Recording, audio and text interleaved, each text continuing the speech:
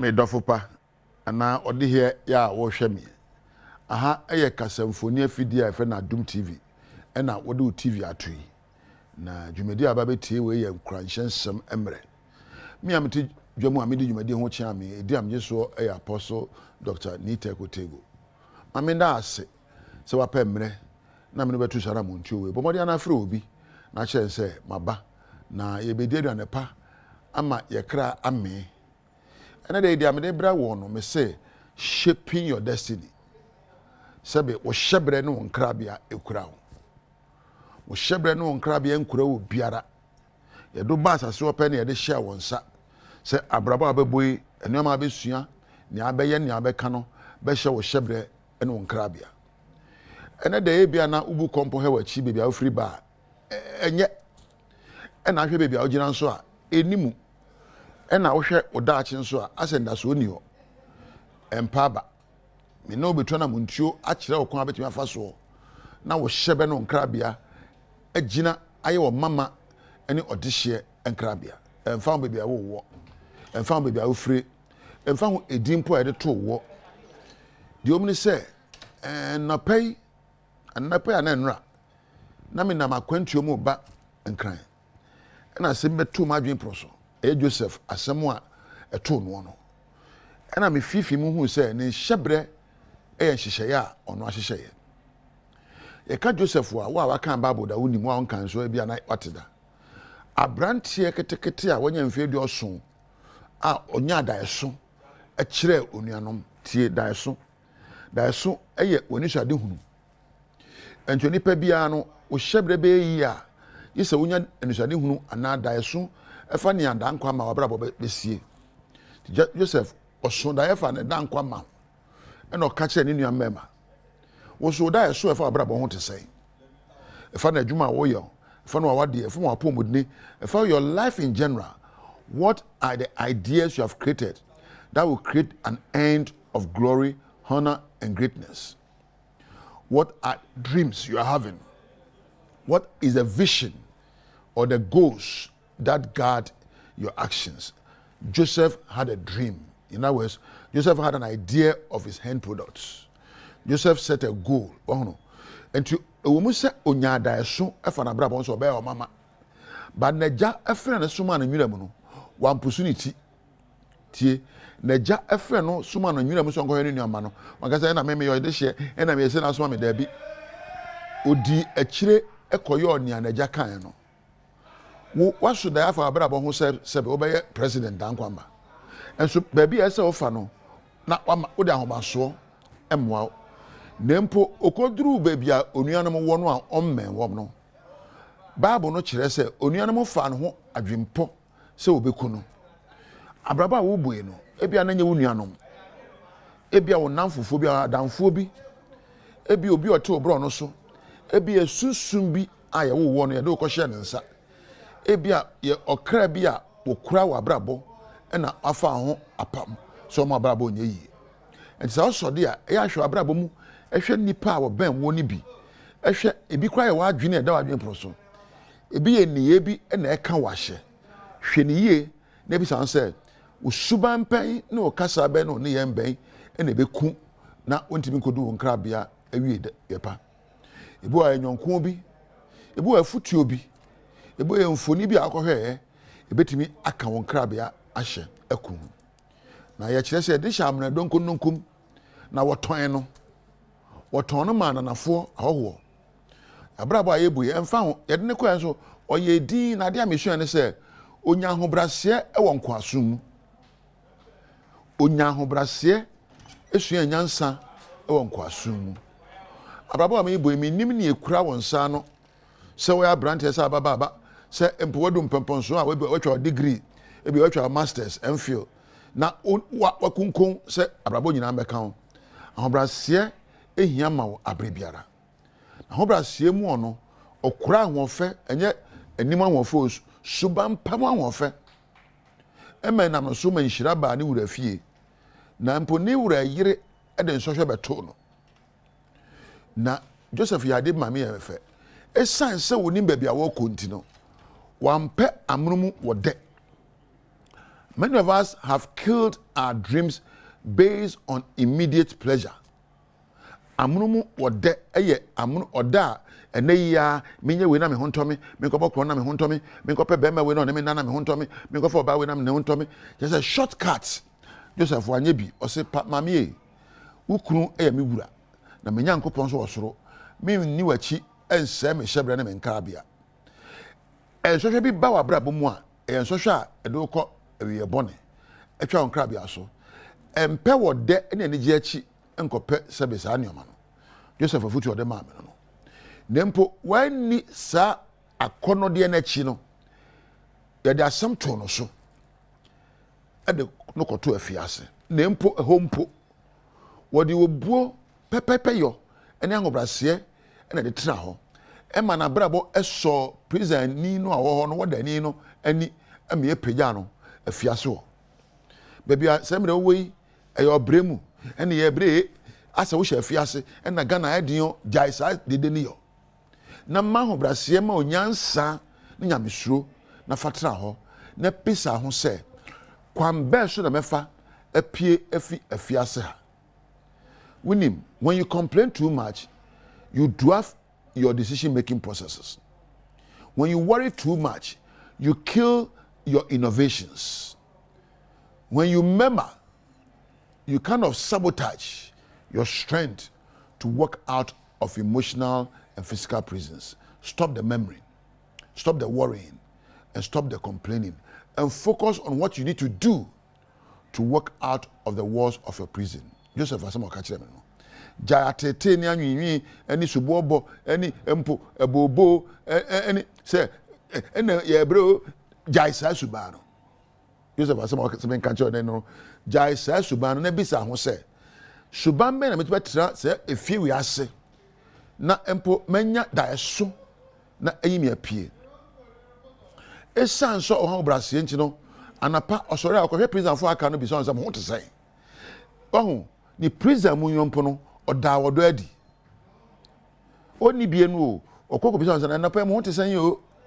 Ohu no ti bia bia wo mu ya no nya hunu se ahobrase no odo enye odo fon no o odo a ni die wom odo a ejina yie na bepagya ho. Na Bible no kire se emira semu no na djuma bedadi na oye adwuma no ma ne so ani ohene ne frɛ no e ma ne be kire da ase na okire ase wie ye no e na adwuma onim ye no no a twedi amponde ahye ne nsa no no wo adwuma be na onim yo, and he did it with mastery and discipline. Ohye no so ohene anim na oka se ye so oka na kire ohene no na yese eso ohene ani eso ohene nko an nyina ani e na ohene pagya no de ne kawa ehye ne nsa e ma no gold chain or the traffic ponkoso and ye dinanim monkoto no o na eba no o free prison e maba ya dini ya koto no esan suban o de tra prison ho esan se otimi da ni suban di e wo henanim. Whatever you are given to do it with a mastery skill. Make a santua at the production room or the mastery skill in addition to tekotego. Make a frank at the sound san or de hemia anyone here kan ho nyinara Christopher ne mfefo nyinara Prince nyina one day adwumaden ne hwehunu pa na de hwe me a mensa ka we nia onim ye bia no mahunte. Competence and excellence creates waves for you in public and everywhere. Competence and excellence se wo ye adwuma ne hu se wo de wonim ye ebro so na ehutwa sana Joseph gina ohene ne mo ye obie na no kan semu a eto ohene akoma so ehutwa e mo ohene pagya no eye ono se ono ohene ni ho a ono Joseph na wo ho a ofiri ba bia Hebrew ni ba afi obaya Mizam ohene. It doesn't matter where you are, as long as you live a life of love, as long as you live a life of humility, as long as you live a life of service or do sum and a communion ho ahobrase no di free hoko afiase wodo no de tra afiase eni nyamesuro eni suahunu ema empo ne kasa eso hinani wankasa na mo de ma be prison na me bre me ko kire bibia se kire ohin no empo me kwa me nka no kire kire ohin no mo de ma she prison me nya bone na mo de ma she ha me nua ebobo emwa anwinwi emwa oware anya ntidie usika sema sa ntidie jai saa nwinwi a wo nwinwi ni sobo no na pe wodo tra wakoma so na pa ho brase enya suahunu ne bisa ho se ede na mayo a ho betwa ede na saa mere metimi ayo a ho betie na me de aboa mabrabo ne awiase nyinara ka se Joseph na futuo no de mo hene o e mo hene pagya no minima adwuma wasua anampo adwuma da wakoma so a wo sua ka kire on say I want to be a master of the skills. I want to be a master in the field where I am. Yana black star for kopo bola na Ghana for techiri na wa bon uni bobo. Uni mbo akobo e. Obi ya ade na ehun nti a ja sobo no bo. Ne bi sa say dey na me so mayo a me de ho betwa. De wate. Na wo de mpabo atia de pa na chiri. Wo da say obi ye na ade na wa ehunu yo a enya sobo na de bo no. Nemum kwan ben so na obeye wo de a obetie ne jai se obosobo no e do ko jina sa agopoma so a 10 minutes wan hwa e de oxygen masi so wo me nya dede ne yo e na mampani wasai yo e na mpini wasai yo ko ye bi na he ye nya sobo no bo ne emi se ho se mesoso e de na me so meyo ama mabrabo edimu na ebi aka mabusua me man ene me bro no amete so wo dwadwe mpa we na me so medwe me de sa ebeyi okunu ne oyire transne bi say ede na meyo ahobrasem no odomu na empo ma wade edimu ayeyie woye adwuma ede na be no odo ne ahobrasem na ma wonsa no adwuma atwa na ma adwuma na dimu bisa ho sensem we na ma menya ha nkire wo say Bible na me kan kire wo no enye nsem kwawo eye adesuade ehun papa wom me Joseph din beja na ka kire on say fi na akui Joseph abrabo be ya chance de mama abrabo na dan kwa me so nkrabia be fe emfa ho nkwaso ma mekom emfa ho afiase ameda de tie bia no awiye no na ehia odofo we be fe wate abrabo be dim wate wunye yi a menya adwumade we di me mpa abo no se nia wo ye nyina be so abapa na aka wabusua aka obro no ene wo man nas na minya ha na me producer na Adom ma say ebi ho ofesa asantoa me producer ba kope na eja we be kampadu me da mo ase o production room na empo Frank na Osmosis ase na Bright Prince na Christopher so ase woni onyame entina Yada seyemo akwa babie mu achemra Adom TV Badwam dwumade no eso yada Apostle Dr. Ni Tekuti Gwase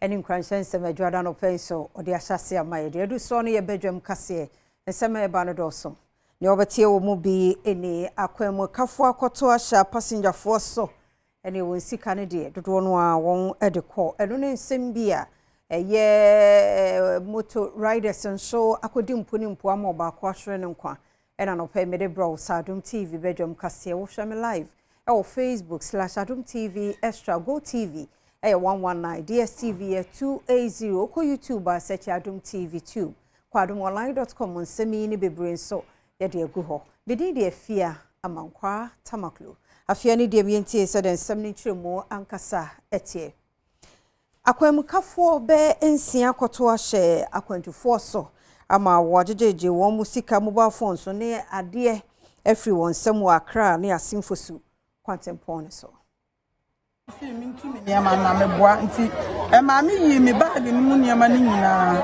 egu fom guy ba kon obe me de o si ni sika be 120 million ene de eti na ya ase no so 70 million na no so mo agi Ndina mu fia mo kwan mpa cho me de me kwa ase nchichire ofu ka no we me phone wo ka so station phone be twe mi wom say ada mi delay o and or train me koto for months me na me staff na ebo meeting me me can say handkerchief to me who say ya akonfo na me de me bag me dressing bag no share seat no ase my dear so mo plan that down the thing is search gu form one ya gu form one na and e bi for what kind no a search ya nyomemu na so wo ja wo phone wo mo usiko condemn. And my phone no fine, so me uncle I send this car to some family money, wife, no fancy on the school fees. Near also a castle, I'm a tire, 1,800, yes. And no yeah, me Vodafone cash, and some me MTN, so nobody, and yes, car, and here.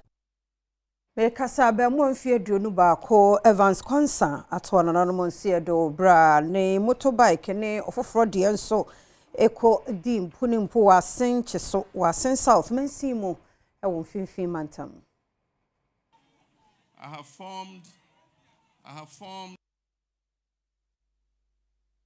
Evans Kwansan nyemfi aduonu ba ko na wahia ne nkwanhie wuo e wo bra motorbike a wote so no motorbike foforo de bepim e wasen chenso e wasen South Mensimu won finfin mantam nia wo hono mu abra sa kwanhie si no ekirem se besimaka moako ya ono so nyemfi aduonu miensa na wo twi Absonic motorbike ya na wo free asen manso ana ni kire asen andoi abra nam kwan no so hono mu a na ne motorbike no e pa free kwan no so a wone Evans Kwansan motorbike and registration number M-24-CR1241 ya no no so efi asenda man kwan no so ekohie mu a amono mu hono mu asa akwanhia no esi okoso a ekire mu se sabre no wono mu an wo ho no e de Evans Kwansan eko St Francis Ayaresabia na Dr. Fo hono mu bo homode ananso mantumi anya ne nkwa nam so ama asen South Mensimu Police Command no ahyase a wo yenhwehwemu afasa akwanhia yi ho. Ghana Mampani John Dramani Mahama fiase ne nsema hodo bi ano obo entoa wode atu dwano odi hu dwuma ebi Muslim community no a wo hye won mo bo woni ma hodo bi mo wo National Prayer and Thanksgiving dwumadia wo se wo beye na fibia mu e wona mamu mu no wode fiase won kramufo no adie mu a ene waye ne se ba sunko num na wate wonye emwa eye haja kwantu ho ensensemo no onye mwa. I have formed a Hajj task force that is led currently, 5-member Hajj task force that is led currently by our longest serving MP, the Honorable Collins Dauda. And they'll be leaving for the Holy Land on Monday to participate in the Hajj conference.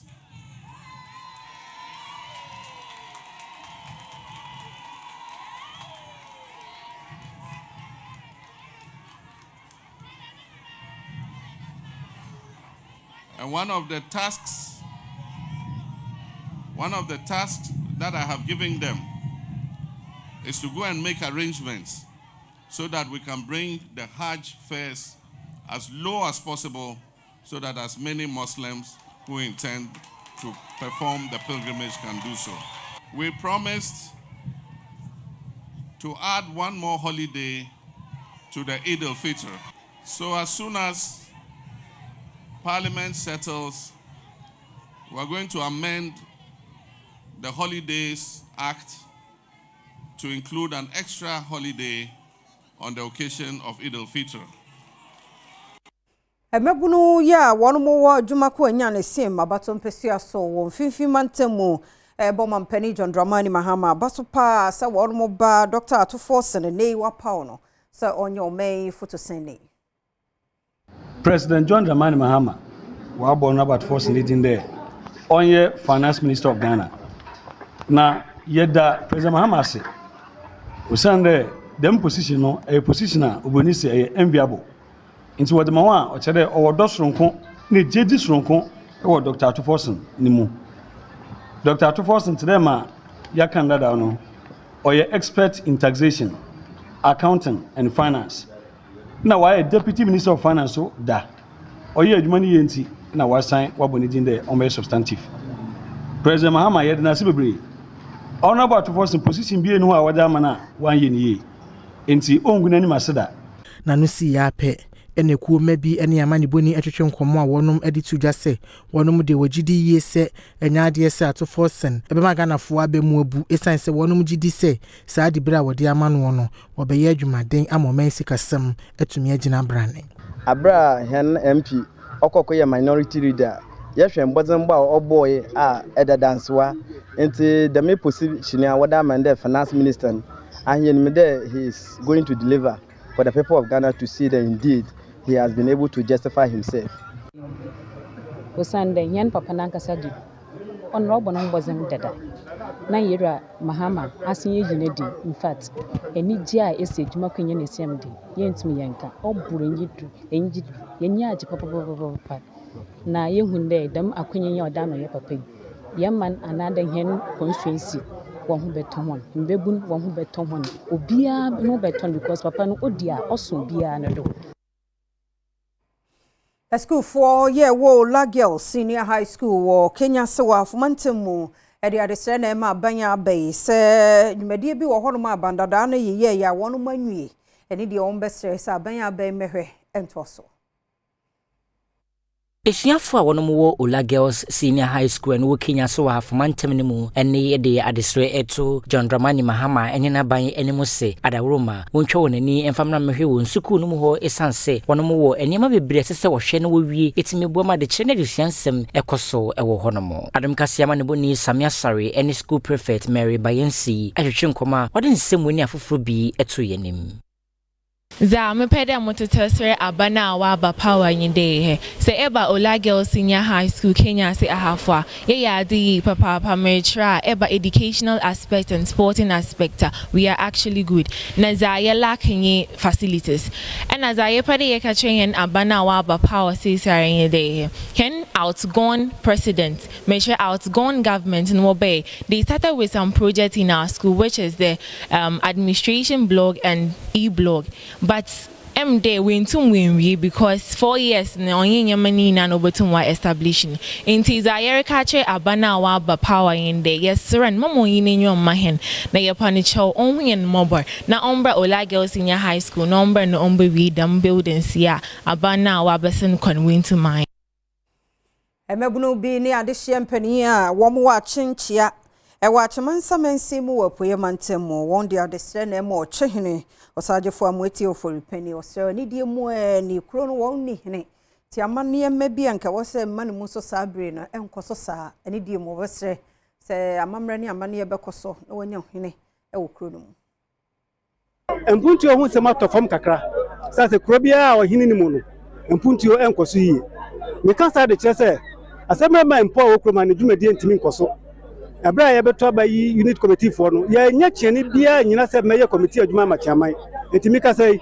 committee for okuma nipa ba kope ene odi ne din ba ya ono eno so onya adwuma se committee ni enti ama empuntuo de aboye se de junso ba akokɔ do enti yasra o tehene se enimanimu ye ya busumi ye simu ye kan ko na wie ye de na dawroma ama ya ohene a obehwe kure so ama ye na yenso empuntuo a ewo aman mu no siafo yenso yensa ka bi Yamani boni twaso ene achemchi atemamufo bi ekotwetwe nkomo na wonom so kire mu se mfie bebreni a woni ohene e wonom kom ho no aha wonom adwene pa se ohene de o kroma ma bibia ekoyie ma emane ma tumi koso ema ye krono chese eda hokwa a enkoso kra ya me ka kire osajefo amwati ofuripani ne se yesre no bebre emrante ni nyina se makwan obia beka bi say wani hia hene yo hene sabe ohia chiakuru da na komaso ohia obaba yo bo chiakuru manyina mabu ne mabu ne mayu akra be dey ebenya dwumaye ena ye ka say yesre na amoti afole pani sana dawroma o mesraw chefo memu wa na na se bia be ya dika ba se bia na mo chefo pani yesraw na me pacho udi wo tepa mesraw na mebu no afade ya bele na ye pan wo chia ete ko tegu fom no Abinyina no so na Adom TV Badwam kase na ha na bema kwan anopa medesi wadawoma kan ye hu biom na ye fada bonkrata no ne online de nto so kode a erade mfa nkodo asomdwem ne mo ko YouTube a search Adom TV 2 dwumade ne to so e wo ho na Facebook/Adom TV extra ye kwa ba ye nche sima mienu ye to so kada se ye mo kwa ba biem Adom TV Badwam dwumade ne so titiw ne wo afei na wo de wafidie no atohana na ye Juada 13th January 2025 de radia se papa yakoso esre no se ne bambo no nkoso anya kese maye won hwe nso fie nko fie mrasa hodimu bibie mo radi ne kan oyenim yada se stations ne doso nso wo de oye ne sabre bia na Adom TV na wo de da yada se papa oso amane na ha na ne panyina na ha ene wo de du so ne de bonkrata ene online de no incoming this month akwasinsia aboate tina ha muache afiam joso ebia boko na nso e yankopon adom amiase nwa efenso medase pass we de ayina de opam na level up the tiller yo Medina UN tinya du Medina UN na bisa level up the tiller yes yo Libya quarters in Washington nyina enye wanwa ayi asama se di wo hopa na minim de ma ye de edin to baabi ne metie for UN yesem se time na ye beyi unse Medina fanaka so mfree kanda for ne yi omo de omo kɔ hɔ no na ese saa time na was some officials from UN ade won tem se ono mo de aka hɔ no Libya quarters ne yi gina hɔ Washington that's what Drew kese bo yeah Washington there and yes no nkura to hɔ den Washington and take it this nom de kɔ UN nom de ama Libya form de ama abibre Boko de afia. Onyame adom boko. Na otwo frasa babiem. Yes. Na otwo frasa babiem. Yes. Enti. Da bia sere kan. Wadwen ose bia bosumi enko ya eko. So resolution osusu tuo. Ya ka so beto no bisa on say ene 13th day. Say ne demu of January. Say na ade atumo. Say no akwa ade akumo. Say December one man for so bi omususu. I'm say man for ya there. Oh yes. Yeah na edin. Yes. Edin medin. Ba yero ho man nya dem mo. Yo when utrimu a. Obi say simi amedem de wan hwe amedi. Wadwen. Ka kire ho say mini. Ampa uni. Ebi eni.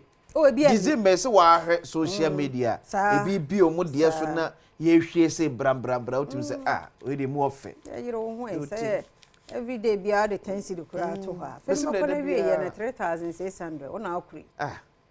Say 5 cedi nso a. Anhwa afen ba kona we ye no be abe 1,850 or so. 1,200 kura e bet dan kan so. What you say? If you as a dear fair say okopa mu a obi ho.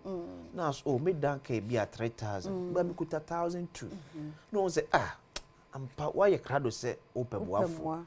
Na dey 5,000 na kona so na bo na man 5,000 ko twa me danka that's on you ready so wakasa dan ko abetwa nti kakra bia fatuo kakra bia yo benya bia kwanso se dey bi na mu koye ma na be 50 sa so konye de bia na beba sa yen try ne yenye ebefa yen try ate na beboa ti sa putupuru na wutua sa ya na no odin be se the school fees ya ba apem to manage ni nyina nti sa sika no nya o but because unya ebi asabi unsusu ye plan ye nti obedi ni nyafu the teacher ne young ones na e ba no yes tetenia mani bi so ti sa sika ne ba bon se ene kwasi sika ba wonsam a ya na unhunu ba bia mi hia we ni free ba obehye obeto na sa ba sa wo bibi si wani so se wo save bia e ba kra obedi na emomwani beda ho I think the young tria Jumika crabo, Sikana and Sunye, Yebeda Sivi bin. Me say, Pastor Mens Wotabe can say, and now ye ma 1,000 or see and soon. A 20 means Sivi. What about that? A bikura maybe. Obey them. And 1,000 no see and so be added to Sampa and Sunima Bokosro. But what about a da? 1,000 a bikura maybe. Sadan so bede. It is a 25 cedis, 10 Ghana, 50 Ghana, I do trim. I said, there be a comedy 50 a day. But this month, dear, made it 30, number 20. Yes. At one. Ebefa, be uncle Jesus Radaka, and there, be Anjibi. A man, Yamfa Daily Graphic, the Bokata, and Shasi.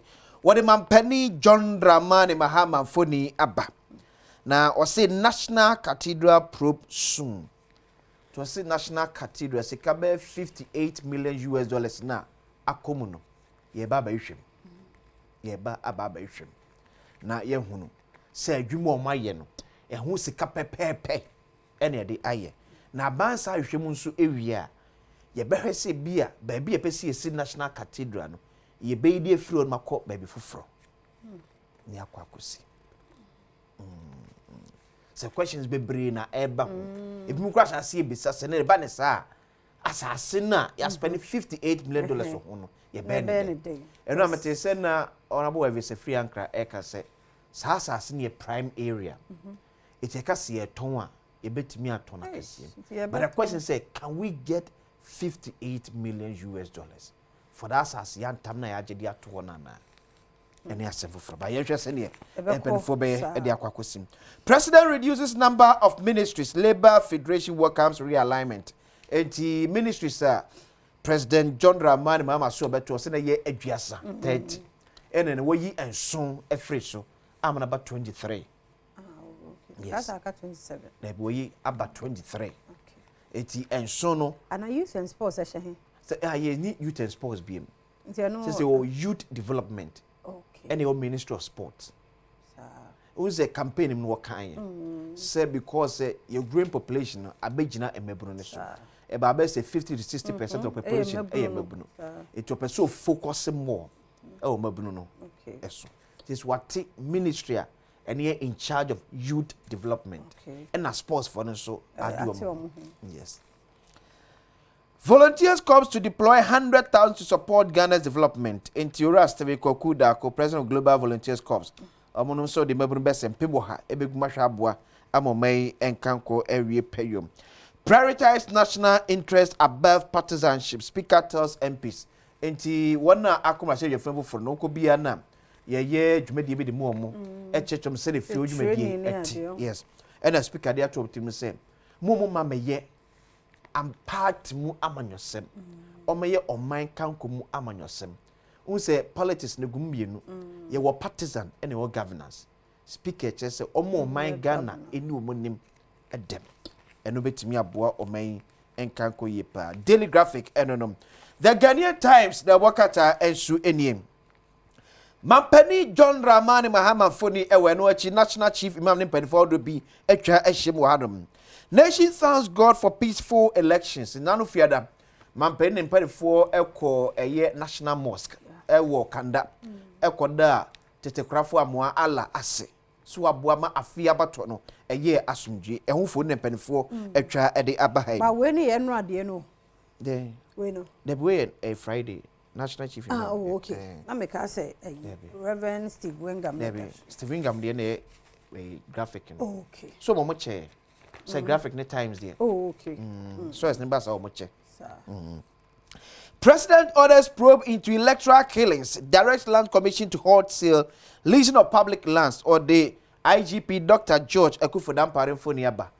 Mampani atna de krata koma police sagine say about to 2020 and 2024 enipa ewuye no onfa report na meche ni nam so masa enipa ewuye eno chosa de krata so koma Lands Commission say abansa ase bi emprempren ye ho adwuma se ye ton de ama amanfo de nya ni nyina ye twere nyina so ne mpenefo be do so emu wasanso en Ura Steve Kwakudu story so no the bokata e de ba Ghanaian Times eno no Daily Democrat Mahama halt all transactions involving state and public lands. Itiaka ehun asem.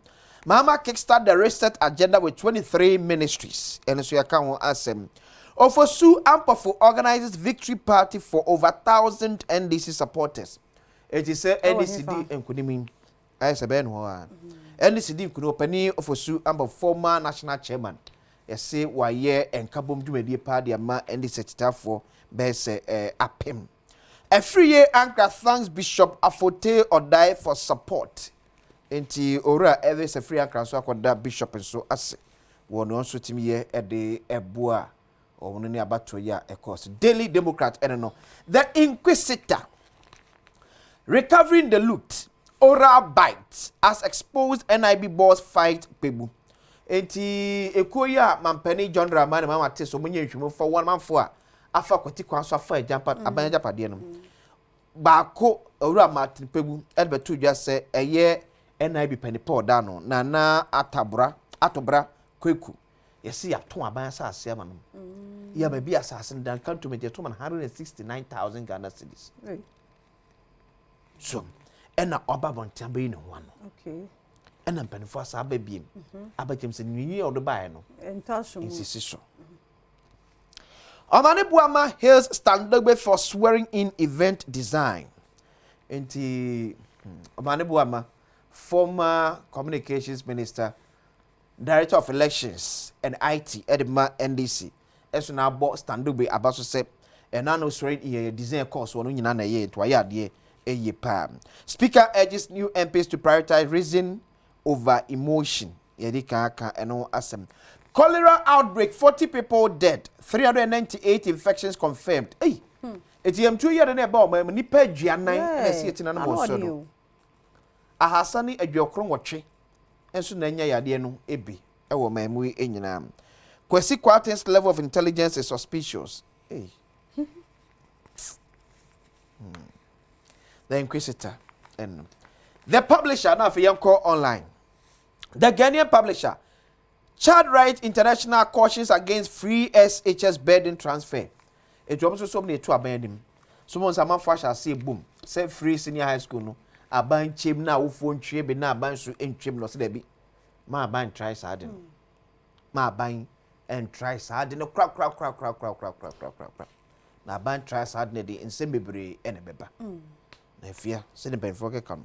Ye ka se be ye. Bibi possible. Yes, ye ka se be ye. Ni nyina no kredie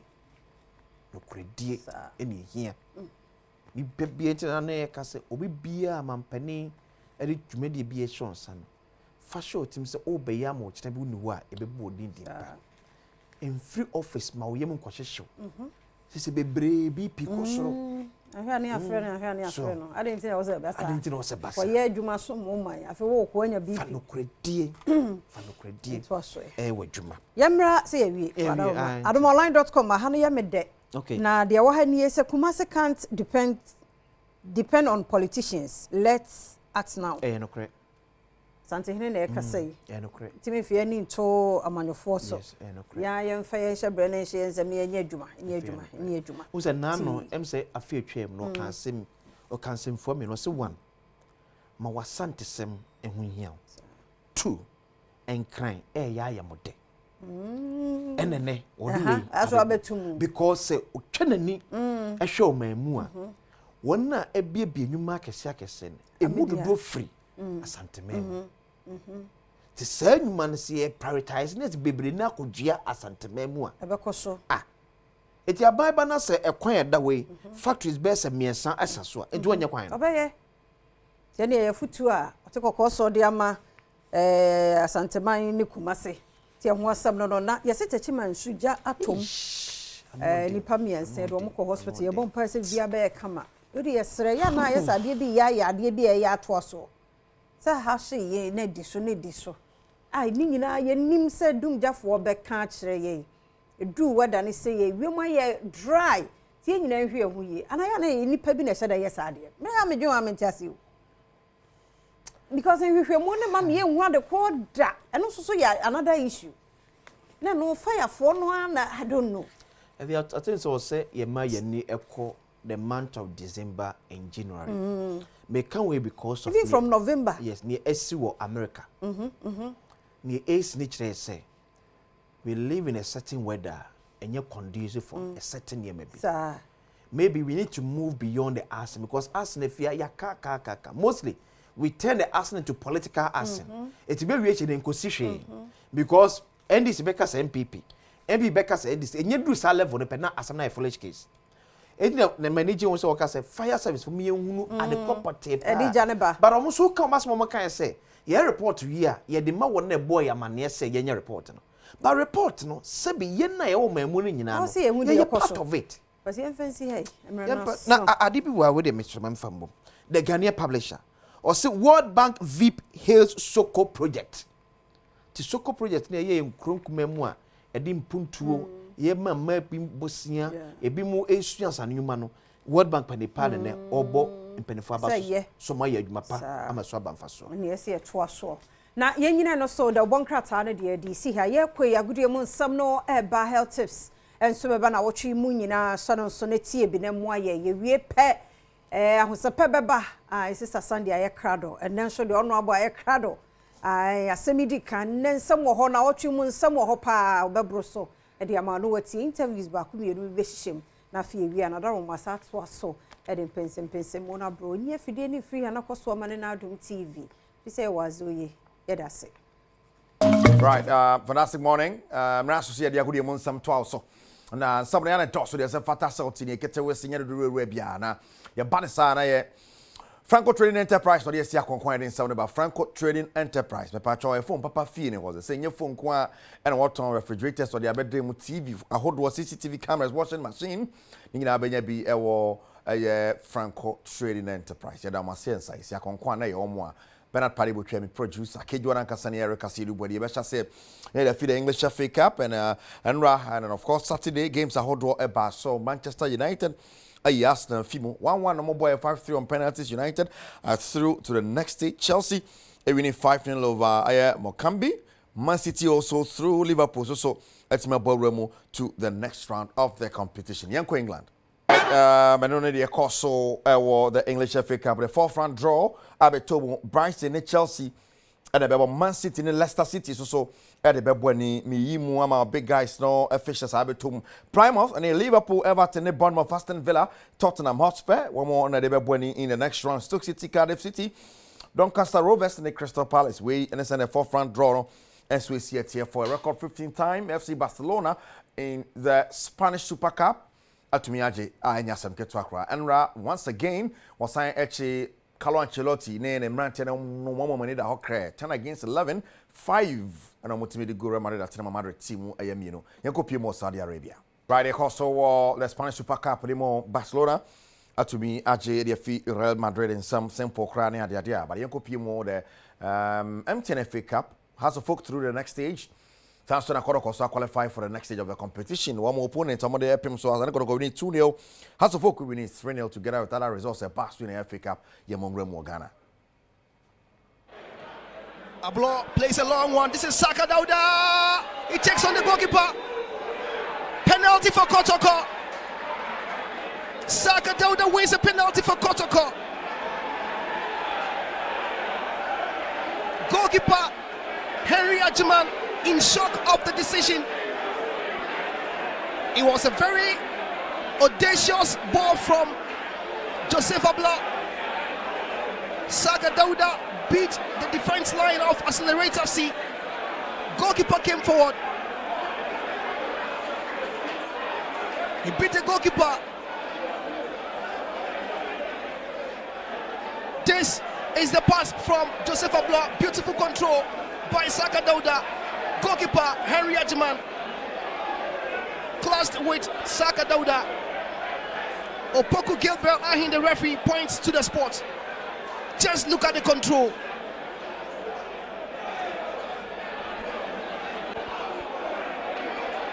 Kwame Opoku against Henry Adom.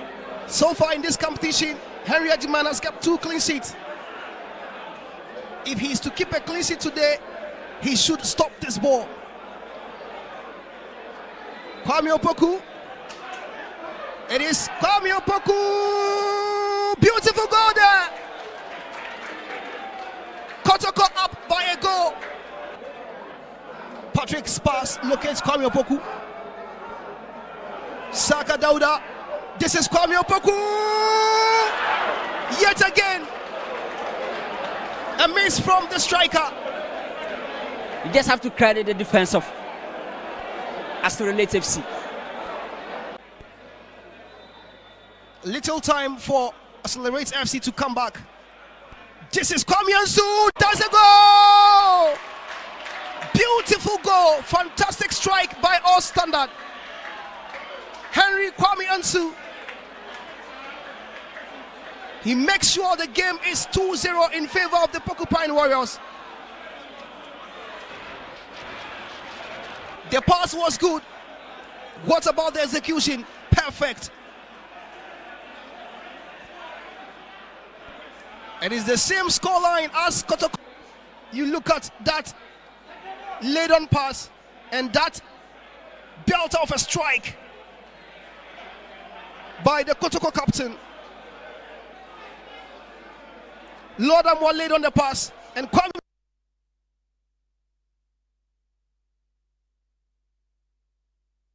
Right, so I don't need the course so MTFA Cup anymore, and no other results are a bus in a round of 16. You ever heard how drawn a Bisiako and who faces who? Abra has not got cruising so far.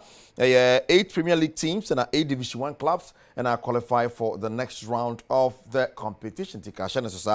And so MTFA Cup round of 16. Now, you can sound of Franco Trading Enterprise, or they see a concordant in some by Franco, phone Papa Feed or Nokia, Samsung, iPhone, no matter the phone, Franco Trading Enterprise, microphone, and the microphone say microwave, or baby out a Franco Trading Enterprise. And so now washing machine when you be on blender, CCTV cameras near Dignano, they are Franco Trading Enterprise now make come for a day and my warm numbers no, Shannon say weapon the numbers for be any baby 0246 4223 38 and of course 0555939311. The landline or 0302 225651. Franco Trading app on a Franco Trading Enterprise for Google Play Store and App Store. Better download your app on our to me and your madi and sour. So francotrading.com website I hope any website or more edijuma edition so self from Franco 4K one pay that yet I would want some at the brain wall.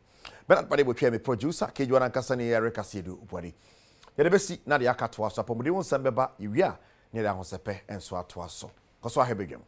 The more carbon and soda over Adom TV, bedroom health tips, as so.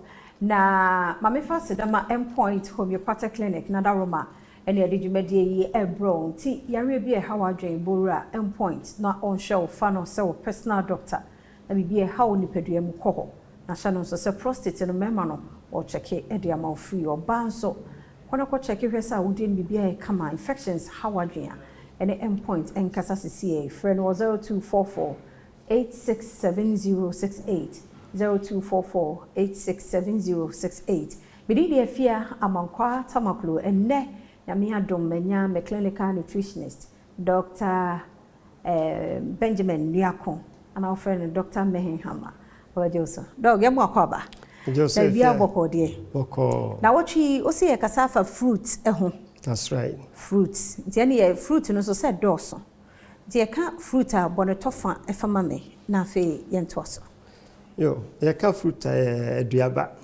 A duabia so aba. As a na horror bebre, nuaba de emse ubi any meduaba. Nti duaba ne sene siboy yapom den. Okay. Okay. Nti kwadu bofre anka yebekeke bia na wotwe mu yebebo bia so na afi waka de eye ewe nipadue mu ne breye ni nti se wabo no tofa de akire yenkasa mfa anka eho ene. Okay.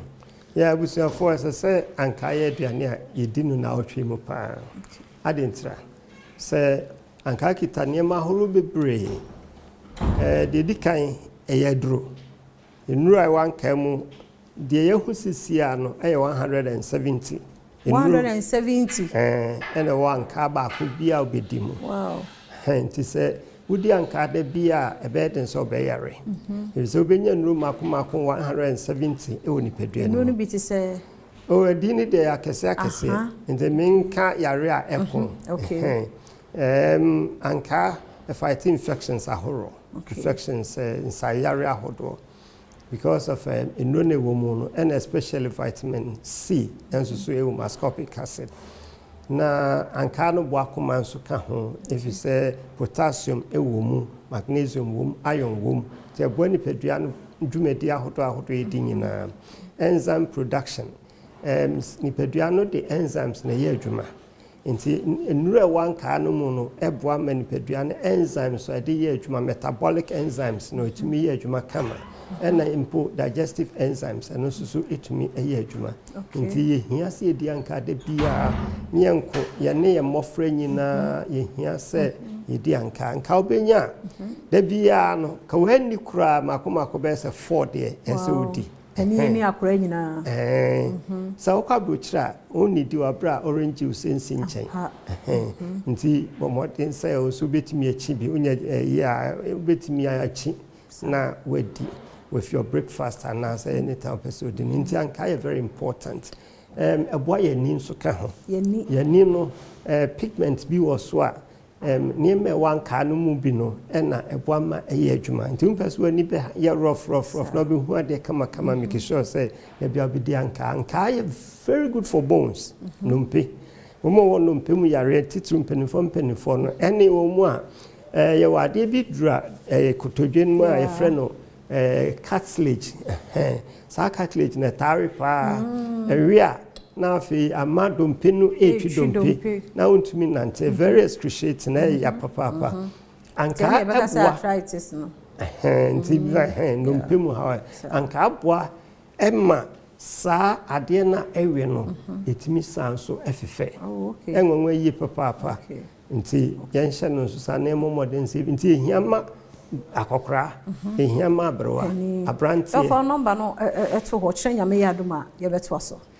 055 333 9915 055 333 9915 Yeda say ochanya me aduma ebesa to aso Dr. Benjamin Nuakon na wotwi yedi nkomo afa fruits ehunuaba ene ensunsanso pa yedi a eboye we apomudin mu ene ne yakafa eye anka ho no meda endpoint homeopathic clinic ase na daroma ene de bro ya rebia hawa frɛ no 0244867068 adepachi ene nkwa hoden ho a ebesehia yada se papa wo mre no adaje a wode amaye me ye sure se ne nso wahunu fasode ai wo anka mu tinyame yadom ochena nso adaroma kan ho na dwumadie no ye mfamro endpoint homeopathic clinic adaroma ene de ebro wo frɛ dog 0244867068 0244867068 ene adwoada ederade ase mesrɛ kan ho na wotwe mu opese na bibia koso yie na wotwe mu koso yie de ma odi a na ne apomuden komo ye de ahyase ye se to so na atumi aboa wo yie papa Adom nti C4C homeopathic clinic and a hospital omgusoa ne multimedia ye adwuma Adom TV Badwam nti enne yasan enya C4C homeopathic hospital ewo dendua yi emoba son of fefe Mabel Amadazi ono na okasa ede ma C4C homeopathic hospital ewo hanti Dr. Chematene Dr. Siamo yeda mo ase papa adwuma so amode ye ifi atwamu yi se afi mu de emese Mabel aneko papa memo akwa be na memo afishia panso safi mu nyina the whole of this year me share okra na nyame adom ne ye share mo na Dr. Chematene yesia mo ho ye de nyame adom obia ho ye de nyame ase papa C4C homeopathic hospital ene ye hwede ene ye bekasa afa liver ho ena liver ne nso so no ye ba be hwen sunsanso boni a alcohol enya ewo liver ne so eno na ende ye ba beka ho asem enti woni say liver na nkasa no the second largest internal organ eboa emanipadua no etumi enya ahoɔden say yeyi akoma ni free honoma liver no eno na ewo honoma ono nso so eboa emade a yehia woni padua ni mu bia no yetumi liver ya na obo akoma ne ho ban ono anobo other intestines ne ho ban ono anobo yefunu na yefrɛ ni stomach no ono ana obo ho ban say bia yanum edro ana say wedidi ewie na yefunu no asoni so ewie no the end product na ewo say nipadua no ana say ahoɔden a nipadua ne so hia no liver no na obɛhwehwɛ mu na wacheche edi ama nipadua ni nina ama de sefata bia no wetumi aye liver croya na osoni moja so edema ye small intestine any ye large intestine any ye stomach na nkasa no enti say ye nom ensaden ebetumi ekum liver no na hoɔden no ana ebetumi ama ahoɔden no aba fam ama dwuma a ɛwɔ sɛ liver ni ndi no entumi endi ni yie because ahoɔden ni yɛ 20% na sɛ wonom alcohol na sɛ alcohol no ebetumi reduce 15% of it reduce 15% of it entumi emboa ema liver no entumi ngina ne na so yie enye edwuma ɛwɔ sɛ onye no enti eba ne sa na hwɛ sɛ wo average human being and I say average nipadua bi wɔ hɔ no ma ɛkɔ nanim ɛkyɛn wo die no because wo die no to macho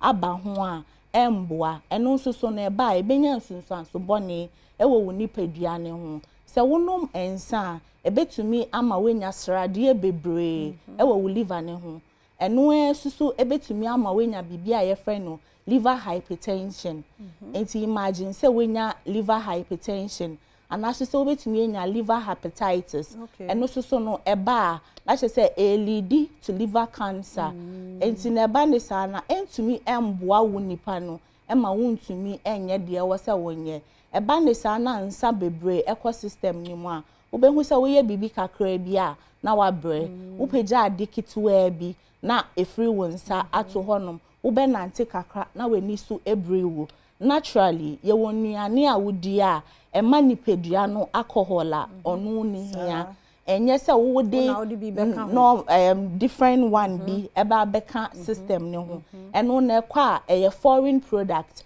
ɛwɔ nipadua ne mu nti ebenya nsunsuanso bɔne ama liver na nkasa no entumi enye de ɛwɔ sɛ enye ɛna nipadua honam akɔ awa no obia eboa na downfall se akoma no eye ne de awia ɛwɔ sɛ liver ne nso mbesomu na ɔno nso so ntumi enya ma nkrofo ɛna other organs nso so depend solely on the liver to operate into imagine say adeɛ nankasa na gateway na enam so na ubenya apomuden papa no ɛho atɔchima infections to kra etumi ebemu ɛwɔ hɔnom no enti na C4C homeopathic hospital yakwakofa liver tone ediaba say da binyame aduma next week me de beba ye the liver tone ediaba say enchen entenase na tomachi bi emba wo liver ne ho ansa num liver tone na entumi embuwe ni pedua no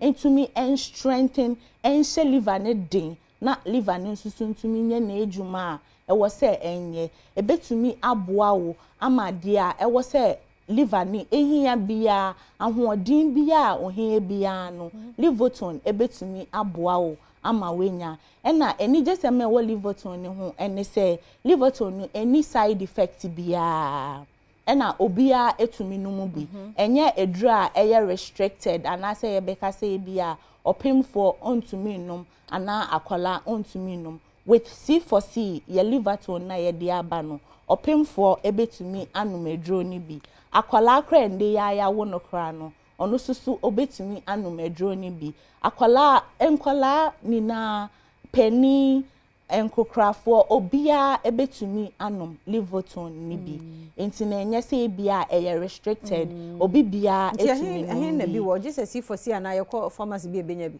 ubenya bi ewo top up pharmacy Kelmed ehon suso ye wo bi ewo honom na C4C homeopathic hospital yankasa ye pharmacies nso a ewo Ghana hanum bebia nso no ubenya bi ewo honom C4C homeopathic hospital a enuro no bi ewo ho pacho wa ebi ewo honom enti ubetumi aba enye necessarily say wo ba hospital say wo ba beje ayareshe wo ba wo say wo ba beto wo liver tone na wo ko ana ye number na me di betu dwa no wo fra na waka say liver tone ni bi na wo pe ye be ye delivery e di abrewo e wo baby bia wo enti no say wo hia bia enye wa dwendwen say bia e wo say wo mbra hospital ansa agise e bia wo special condition bi and as a special case bi and now beka say wo ba hospital honom na wa ba behwe wo ni pedua ni mu but say wo pese wo mbo wo liver ne ho ban dia wo benya liver tone ni bi ato ewo yaso ye honom wo frɛ ye nsusu a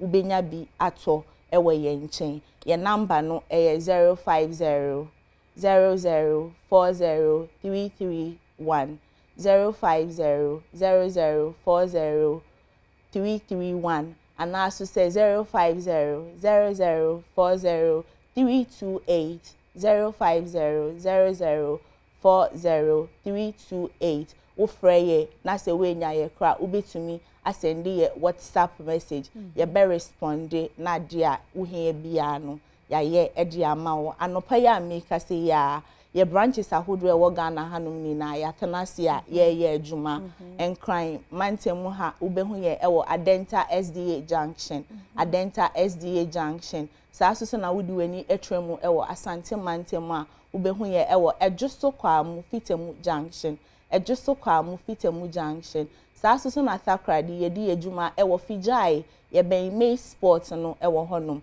Cape Coast ye di adwuma ewo Green Hill ye ben Addison Gardens sa so na wodi weni etremu ewo Agona Odobin so a ye di adwuma ewo honum nti anopai ya tenase a ye adwuma bra na wososo behwe wapomodin ena se wohia livoton ni bi nsuso a entwintwan wona ase bra na yentumi embo ye liver no ho eban mo sama your number ni bi number no 050 0040 331 050 0040 331 ana 050 0040 328 050 0040 328 Eda say yes papa nti eye Mabel ama Dazi ne kasama for the ma C4C Homeopathic Hospital and outening kanenne obekasafa Liverton ehun nti opese obo liver no ho ban dia ofre numbers no a ombejo so bebi ebi wo anase so ko hospital ho a no ko pebi atso mame nkomra me oba ko bi nso ho ye ba ye beto so I come about which mouse have had to visit or I had to pay heat the maybe you'll call for the Naga smoke a little more the you know the Fantidol president for the Brothers and Sisters Association and I pay Jared Doe make say medical and Amrado was a sedo who was socials no doing some kakraba. Now, the been American there was suspected or enumia. Was a new me December no Amrado release you. You know, title of the angry. Nation some of Koma. So that's a new food that high and fatwa. Like somebody's a baby, but I heard my brother up at Canal already not to be medical pa na medical so as someone why and I saw called Twitter.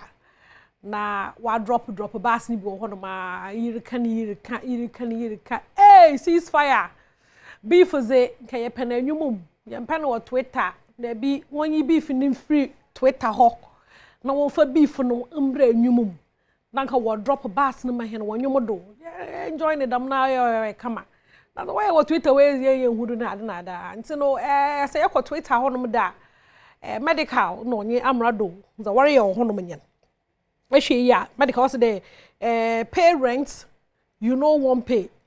Laboroka, you know won't give. In Tekuma way, go get you. What are in Tekuma? We go get you. Into medical, Bobo Choni. Amrado Super responders. You use money to chase clouds. I build in silence. Soon we go see who hold block. Your fraud money serve no reach. Offer me Michael Swa, Kwekwa Nancy, baby ow. It's no back to back. My medical, I say, my own show fee, declare all these beer bass shows and I see. So I know Chirima, so bo show kla, that's my one show. Nah, so bo show kra. Sikojano. I'm rather do shows a wabo beer bass in ano. Oba clear the music any in every honor.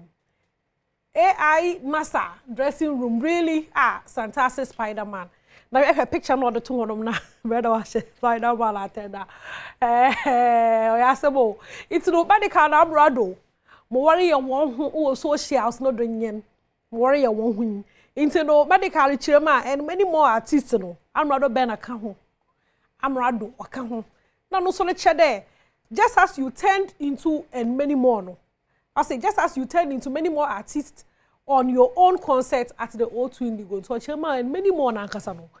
Medical nankasa so hobby okay and many more for no mpona no show ase wo O2 indigo no na medical wa be enimoni more ho inte no zoro kodo o socials no do say enyum na mizin kan boy mo na bia na nhye da and just ni person edu dey mizin raise cat na da bi mami say enyum no wet no wom e ho na bu say o ho na beef no start yo na amrado and I pay my try am sabaka no am sankan brother what's happening and medical be issue pa what at all is the issue I would say angry ni bi o mate this time around it say wet no na yembra ha dey sis ya amrado nye no asompa na se oye bema se amrado for mike na hwana no oye bema ma well my hwe yeze no nyobezi beef na chi bebe obuko kodu bia no ma me mezeba bro but me china ha dey easy america nyina ide se tgm efo no so wona so gumudo an pay ya me see that amrado this year artist of the year no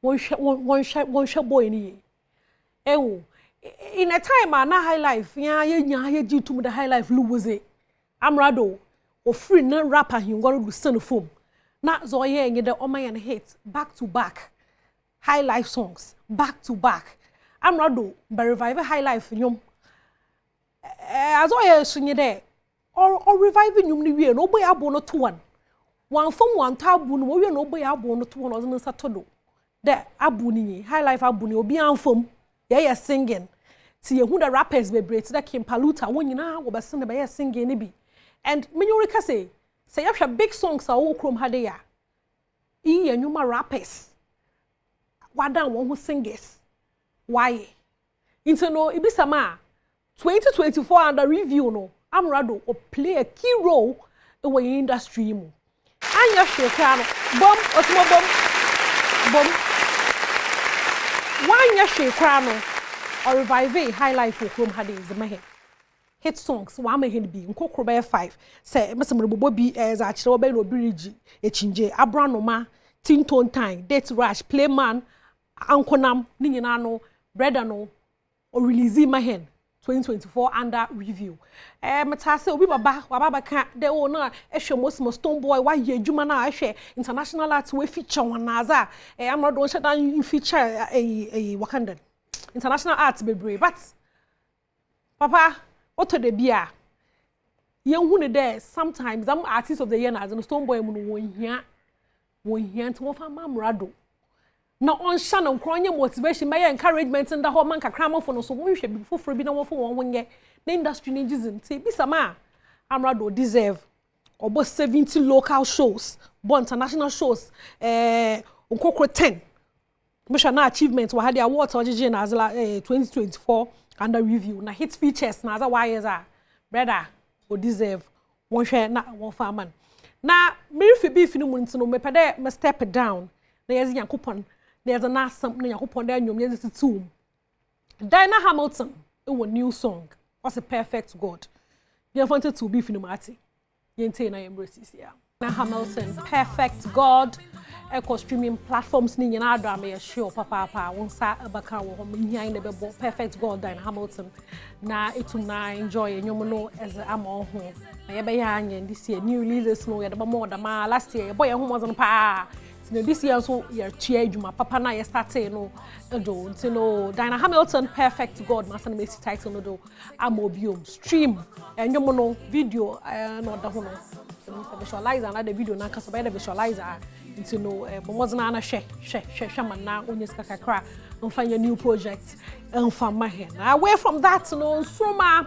week 4 no Sunday yo end da yezukogui na moframa no wosan wo be wo be kire ho no bobe na so no ma mi vote no mba wo fa vote no onto do mama ate because we release voting chart no me yemashim baby mana or therefore da pa he one from bra na yenhwe voting chart no onsoma season 7 recordo na menyo kese ya for stages ni nyina mu ma moframa a wori sakana ka ankasa no wogudo a wori si akana no 12 contestants na da moframa no wo be kire won bobe wo na so no ye wie no senkanye nyame no wo therefore na fa nkonye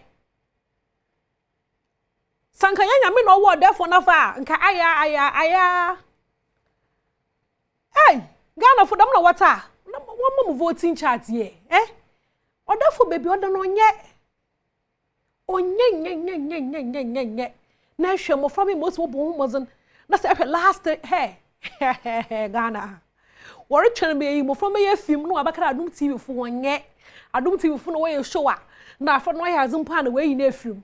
Ma me ye nyina anye de envote so a decision na kire pede ka chen na for no nyaze. Inti na envote ama na nta for no nyaze na envote ama na ye be nyina film. Na ye nyini film a member kasa. Ye nte ye wuhia onye ye. Inti no sisiare abofo no wom no. Ehwe mo from ye we ade a. Or therefore hey oya don wo ho. Oh, after you two ni more therefore after you two ni me a obuebu enenwe na nenwa hwa nenwa shan afre na boy yeah.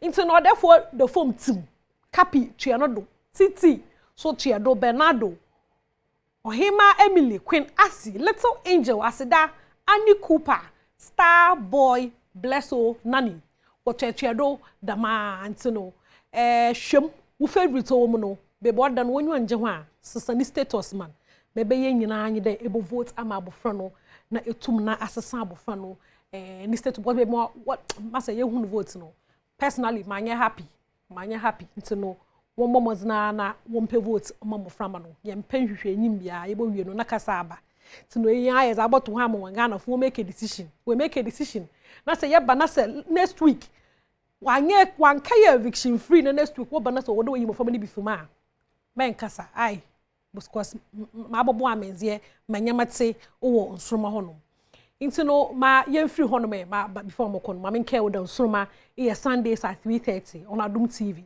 nti no Sunday biara no we free no for to Adom TV 3:30 pepe is nsroma babro relax na ehwe moframa no na wo mo some good music Sundays here we ye kra no ndefo moframa no we ya az papa nti no fo hujim ate na bibiara enye kama ma ye free honom na yenko abrochiri mem kakra mi ko say penfo bebe wo bo se de si hu da se wonyanko na abodwo sale hyewa na astansu ezesi woze ho se ko California onya sam kakra bo ho ija orida wo honom no onya sam kakra bo ho ba sisiara no atena wo se da wetum we contain na za fine na obi be say that entertainment so nka fire from ho ban mo tinye de honom no ekoho a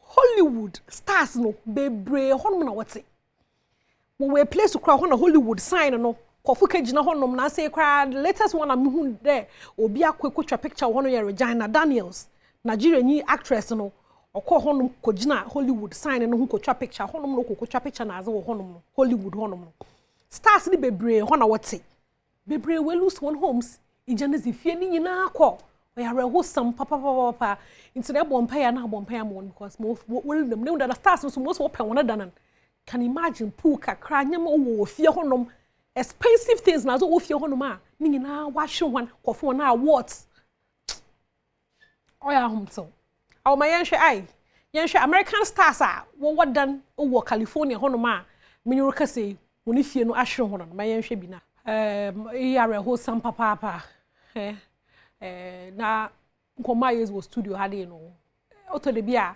ebeka de bia o sika so zampa ye bote ye bo na ya de na eja na nso no eya na nyeme bia wa hyewa ebinum wo emotional connection to the thing ebia na azun po wo first album ebia wo first shirt bia wan kasa du skatai azibia o ye connected to you wakoma ne ilusa certificate bi sikaluntum fam bro back sikaluntum fam bro because abrochi ze ya no one system so no ye adwuma timo obedem bia de menye me nyina no or possible de obotum na we nyina back but we lose nyeme bia sikalum fam bro wan tino be ye nyina anye de ye bobompai na yezamo no ya rehusam papa na yemfiri honom na yensa ne ngina rehusam krum see confion oye weekendi wakapende nkrabia mayenko shezo kodo wojumezi na ase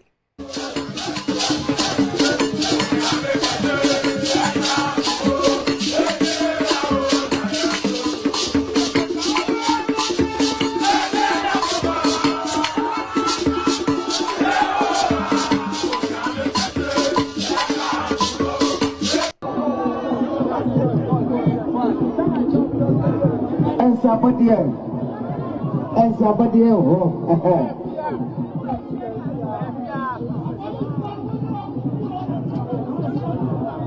yes right Oma obefia nantia no kra aye style obefia efia fefe efia YouTube no efia TV3 efia baby yeah radio apolice for no mo di ma kra aye style e confirm kakra mama emra jene chefo ko so yes na mama efia you know kakra ehu hono megen onye rasne ne no nyini yedwuma o act just skating kakan to socials no do we wu ya young boy fine boy oko you know weekend na oko pen crabia celebrities na za oko shemu hono ma kokre oko kata na echi fe no ibi no na mama ahwe no you know away from that no me hu there argument bi record o social media no do papa sa kodje onum bia a rap song Messiah na mehu de o here yen dance so okrum hanom no wa try to interpret asam na owo anwum no na nkomo record o socials no do nye de ibinum nyaze ibinum clouds no wo chase ba won nyaze ibinum so chema ibinum wo shada won nyina numbers dan but why azapa you know o for wa wenwa na etina wo fia na esese wo wutirim nimpa ifi de o yaze no mama fa juvenile na dance god Lloyd on fa mo she wona ebien no nimpa fi do nyima sa on mama what argue why enhwa kakra mo bebre record o social media ni nyina no wo chema juvenile game changer juvenile in a way win the challenge no wo chema dance god you overhyped is it true why dwen chen then drop me pede ke bia butu ma chwo no nipa anazie wo phobia no me pede ka wo bia no kwanda wo butu na akire wadwen is afa hono na remember na I am bringing to no quickly no ma yen kwhwe hen video of the day na yes orago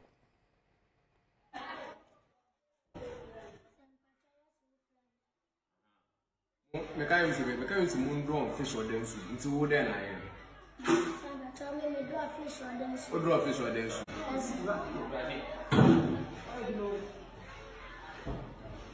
Adibi dan Adibi say I try you shoot fish no dem no way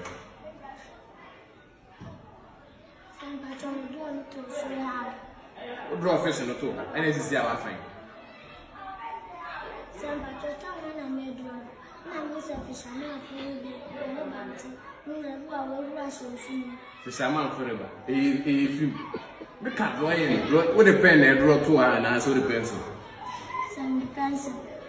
And then you say, some patron will rush you. We'll rush him. Some patron now to us. Now to us, if you're not fishing a few soon. Okay. So, what do you mean now? See, Nanya, I met all you know, engine on the entrance of fishing. Right. You.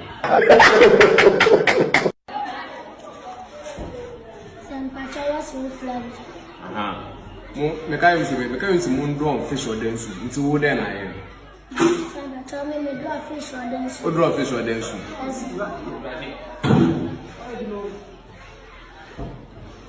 Adibi dan Adibi de say I try you to fish no dem no way some patron do to say how o do fish no to and this is our fine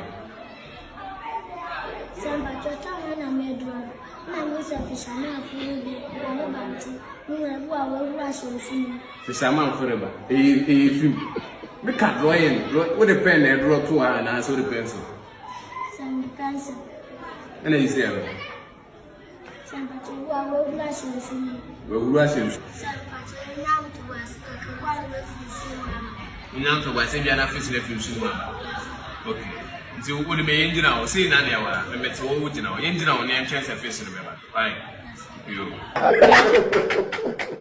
mo tili edwuma atata o se mo tili edwuma utina edwuma o body na bebre hey teacher da na fish no wa swim nya botal nya hwa fish no basa na we free sunu mu aba nti no abotala haji abotala you know Moses also no almost we na batoms na tu no Moses pepe ko school no na mo ye no hwa anye nti no aha na me da ho sepe no Mizi Besi is no the Fantidol president for the Brothers and Sisters Association. One was so massive, Mamzi Brown, Yamisha, or Papa, and that's the was so engine brain me. And so, no, if you're man quite a cloth, not say, what you chunk more than if you are. It's a manka. So, Papa, Fantidol, Yamisha, near who's a power, dear Bray. Yada se papa panti Fantidol na yeteno, and cannot channel. Yamaya Duma watching on so I don't know Dumia or Betwas. Baby ya dre ehia se ya kasa hye ya pomuden mu nsem afeno ya hyase ne de to so do amiensani ne no amen scientific aba hospital aba o se ye be ye screening any check up screening also feature akoye screening na efia wa akoye screening na de ntikura na wo se ye screening no me am doctor Osei Owusu efi amen scientific aba hospital aba ye be disam komo ye ntakura nyi free ha ne tie Nienti a wose sa wonyeye days na nko bebre sa 13 days day ni wo mu yi e wo January mu tu so betumi akwa enye late we don for me mu official pay afen comment afisa say na nkwane ahoden wo ho yeda se yeda Amen Scientific Herbal Hospital ase safi so masa be kan ye ho na no pay de o se ye kasa fa health screening ne check up ho wow me hu ya na msi ye ame maya da menye aha ye ka say health screening na eno ye dia yo mini aba meda wase na machia wati for wahwefo ene Ghana fo nyina na ya wish bia so happy new year afisha pa enkomo bia na yempa ebone say afisese no na obi edie e wo apomuden kwa so say Amen Scientific Herbal North Medical Hospital there e botaye ba akopɛ so PPR ebedi e wa pomuden kwa so na pomuden won sem ne beko jo kama sene ebe ya obetimi akwa aba ahoto ne yedi so ebeba beka ho e de amaye nti ye wishi obia afishia pa na mini aba em se ade ba ko a Ganafo yen fa ye ninko ho pa e bibi e fe ne health screening and as a health checkup na wo hwe health checkup na and as a health screening na ne nyina ne se yɛde nhyehyɛ ya ahodoɔ bi egu akwan mu ahwehwɛ nipadua akwa ahodoɔ nim nyinaa mu ne ehu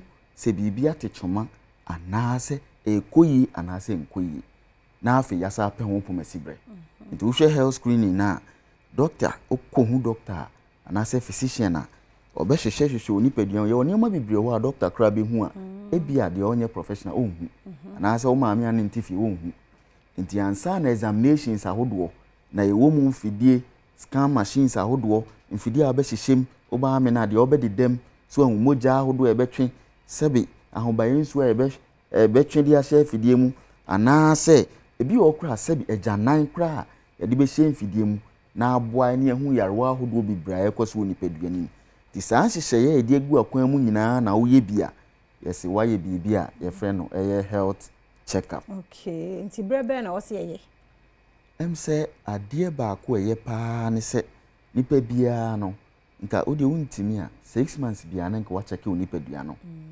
na yen ya famu ha no say bia ya na sebi botom ni nkoyie nti nka no de wa cha kura no afi bia de bomoden ba ya resabia na be check nipa dua ni nyina esan say ya na bre bia ye bode ru se ohaw bia no se ne etie bia na ye hya ase ni ehu ne ntema eya na no so no emre ema complications ena onso umre bibri wo how ne ba so no saa nso na umoka so bibri nti enka ye pa se nipa bia no wacha bia no afi bia de wo se utim ye check up unse utu kwan kwa ama na ne developed countries na ehwo no wo be unse se wo wan check kra o company na one ne ye adwuma no acha 6 months bi omo a be request ana so omo kra be book appointment amount na wako check unipadua no na aboa ti de ye ne se wo be check afi wo be check so a wo so hu professional wo ba ya resabia sense nioma bebri wo ho a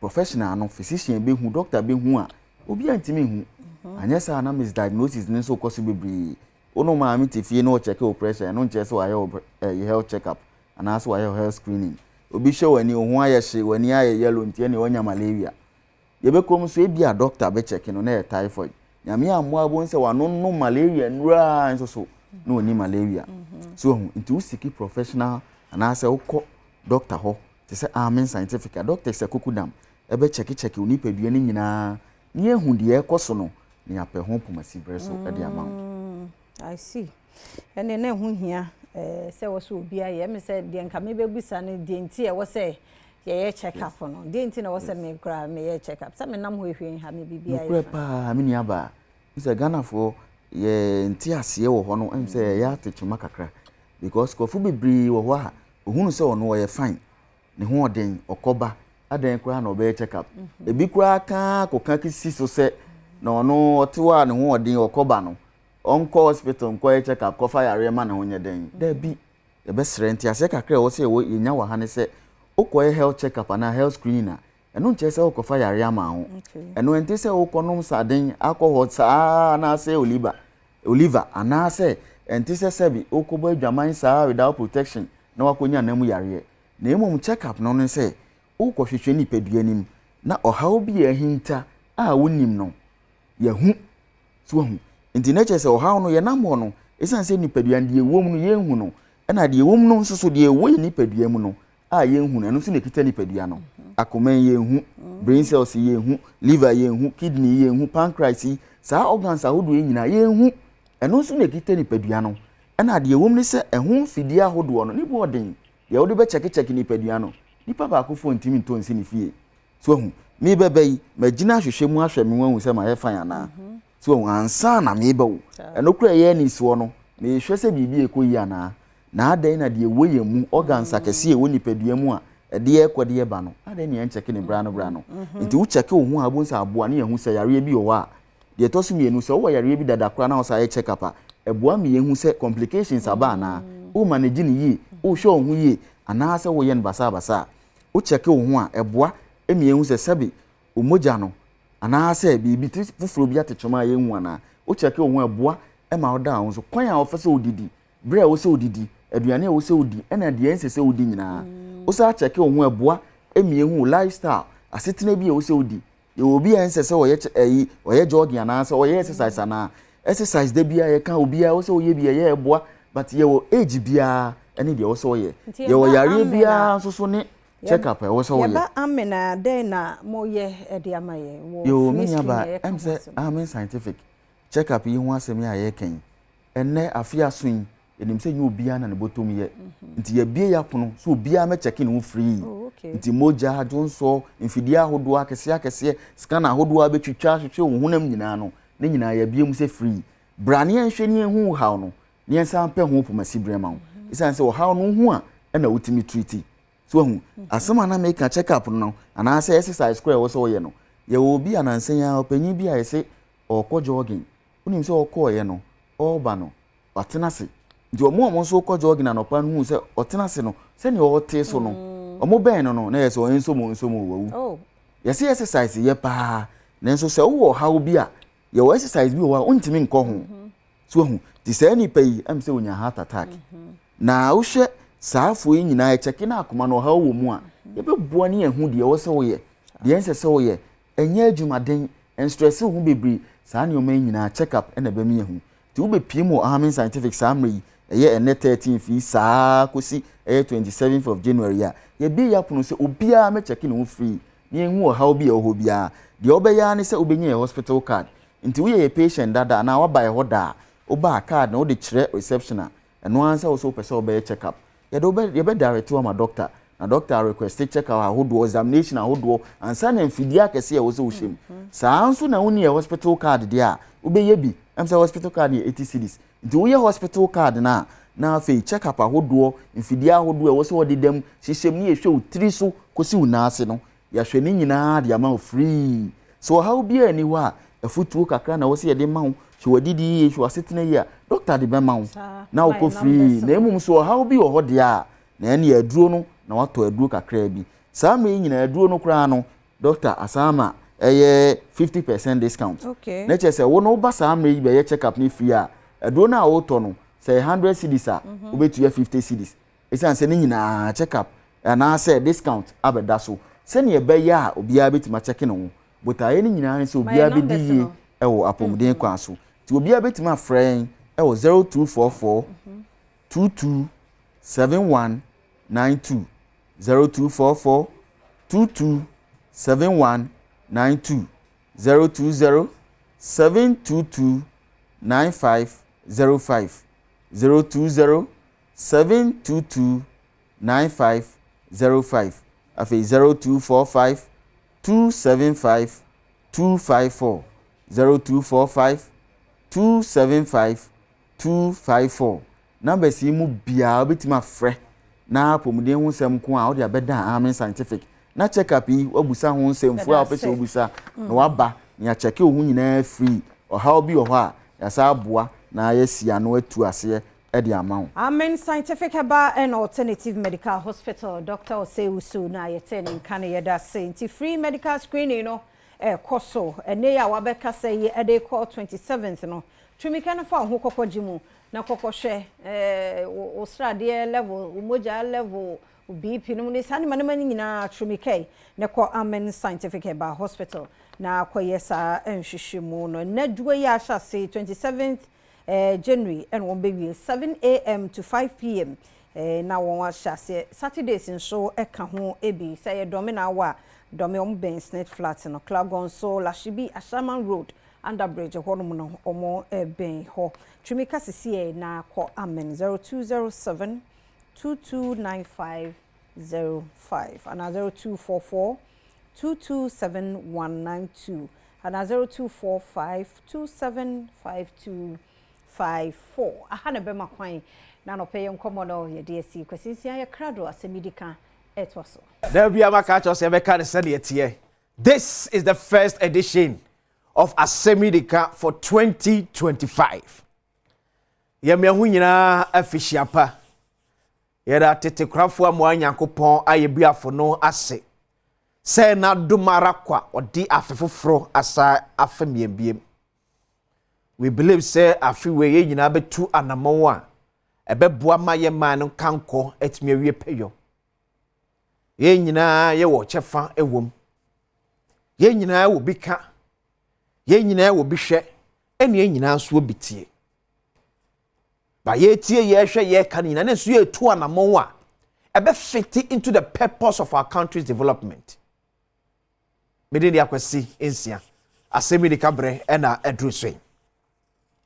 So our first edition, na kabeye enkranhye ene kwa betimi afa so enyine betutu abrabo eyiye se na be ya ye kọ ye nim this year yi abrabo no mebu enkumfa enfa so but enyine nim we had a transition, we had a change of government, not just change of government from one party to the same party, but from one party to a different party,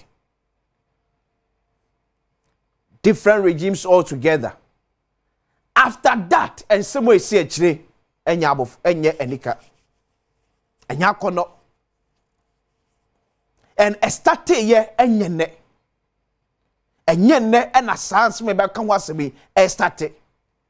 It's not here idea bedi unkomwa. We are titled the unpunishable offenses in Ghana. Boni ankrofo bi ye oye mamu a ye punish omo, and unkomo na ba bi na no pay. It's so sad.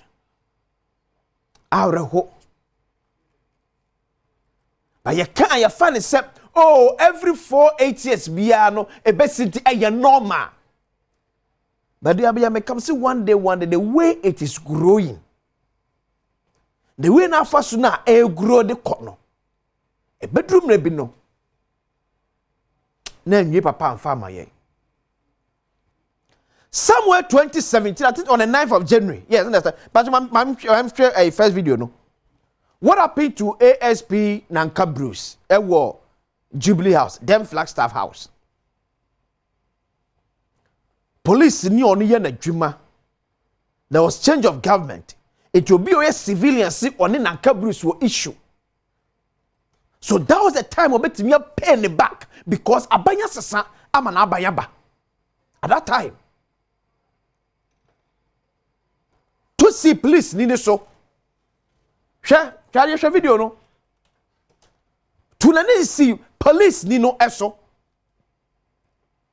Trump police ni ebro police ni sa because obi anu so ni Nanka Bruce e wo issue Esa fain and the party NPP Abba Power. That was 9th January 2017.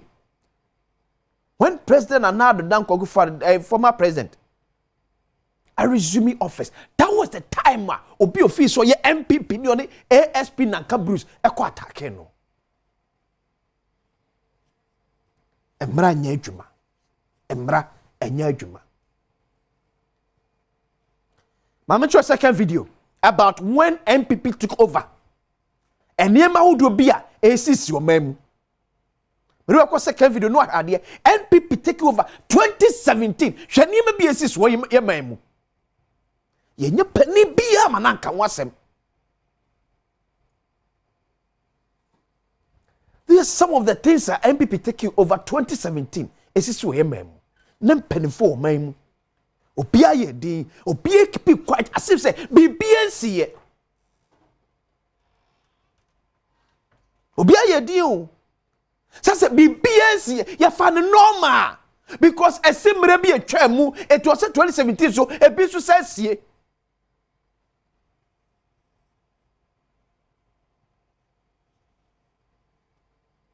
Obisi esimre bi etwa mu it was ya pay there. So I asked myself, why do we then vote for a change? If you continue to do the bad things now, you're voting against now.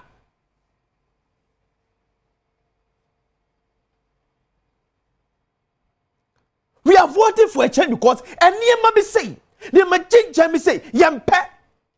And you see, voting for change. Then back to Sunday morning. Then why do we spend time to go and vote? Sebinyan said him.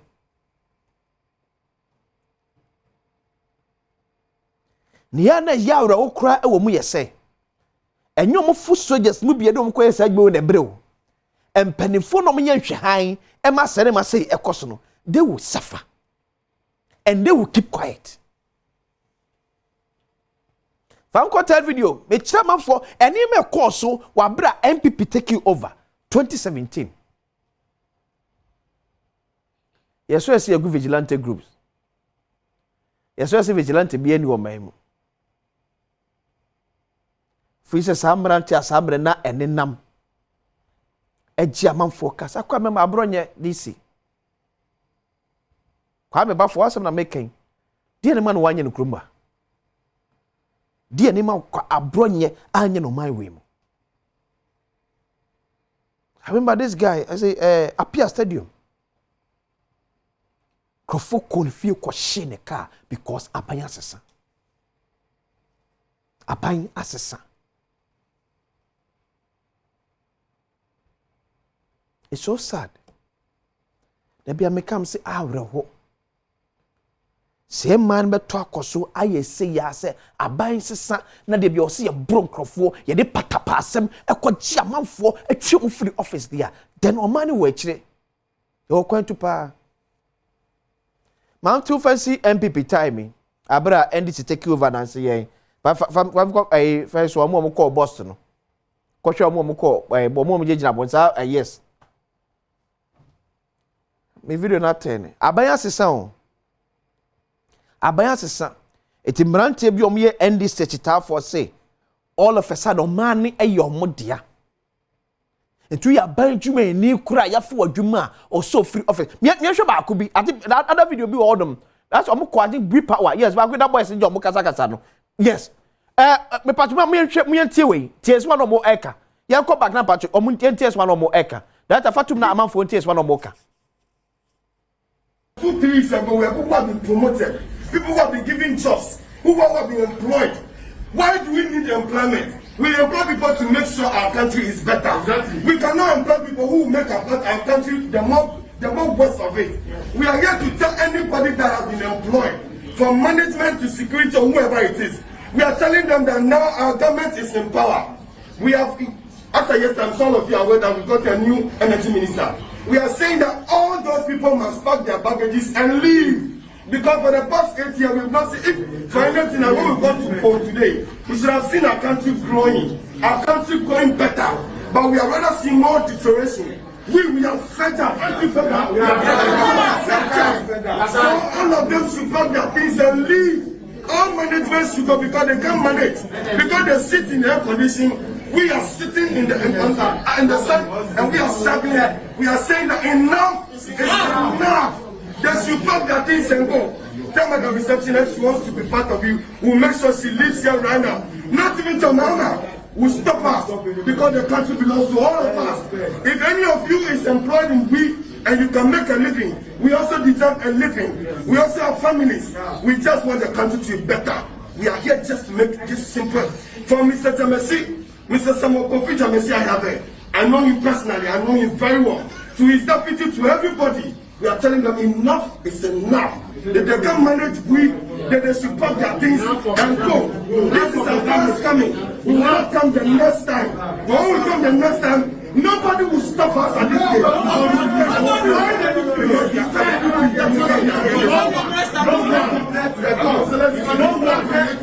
Utie mrantere some more ekana. Straight away say penny be any Ghana. I'm telling you, there's no leader in Ghana. Because a leader of Ghana ain't see. No, ain't see. Ain't see. Maybe you share and one man can crunch there one. Or man be fairly.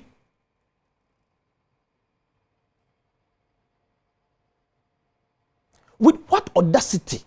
And ultimately, Nyaboro be a dream say, or be a friend man, one pima wayan for you, trust in Yajuma, because of about power.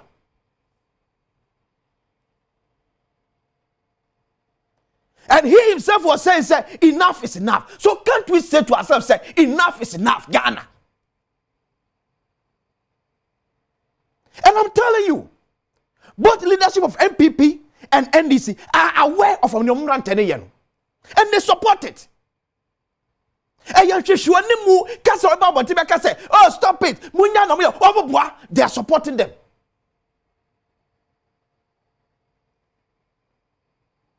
They are in support of the Momrantiano, both MPP and NDC.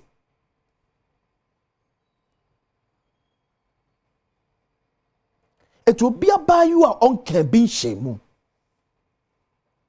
Now could be a corner the idea bonitim, all because your father do my way the Dumo, and will be in the party about power or so Janet do my way. Does it sebi make sense?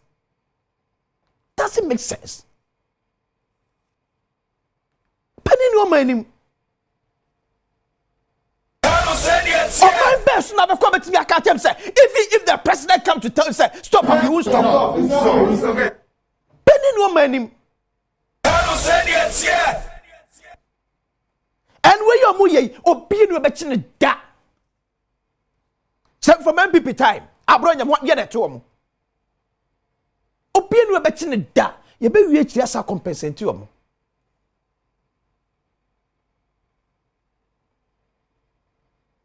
See, Amakato, they are sure when man can't crown fan children. These are vigilante guys. They are not just party supporters. Some of their actions, are fueled by Nkrofua, Minumi, and we have no idea about. They say time will come. They'll say to us, say, they'll not even allow the president-elect to get into the highest office. That is where man wants to say you didn't say in and now you can okay. And this new to be your heaven. And MPP time. It is said, ye the intimate conscious may be a baby. You didn't quite as much as you just so. Intimate Cassanche. And MPP Nibus to be a no, see in 2017, a year mubine. Fish or chem have super power, also prepare and confront better get to them. And I know, I say, Ablekuma. No, Okaikwe Central. Mrante BC as you see Baba Sadik. Near Kutreja, Edia Toka Kwemu, see a blocky roads. Yanchiobia. Yanobia she. It's ya coina yen yesika emfa enyeno. Yes, say Sabi. And none of fire says for car. Na kwabrania kotubuo e de abom. Fire tenders wo enkrahan nyina eye 14. Enye ne wukra mfa maye. said the nation's capital fire tennis one of 14 now no cantamanto jakesi saw ye and 13 no me call honum and how long it took them some to do say jano obisa de abufo because the party about power to go to board about fire service for ekemu aseka no it abana wo ba na kada na so no wo say precaution for the atoro it dem bisa party for fall say since mo nya sa so 10 time na mo ye e o party headquarters one na e be cost your mind nyina.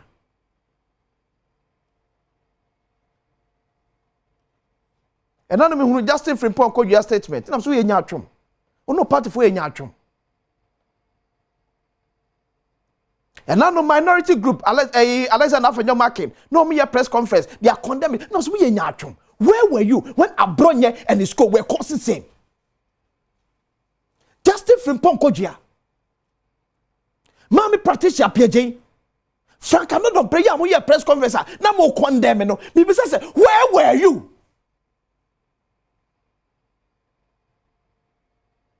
When you find the partisan politics, or to we get to governance politics, no, o man nkwana nim da.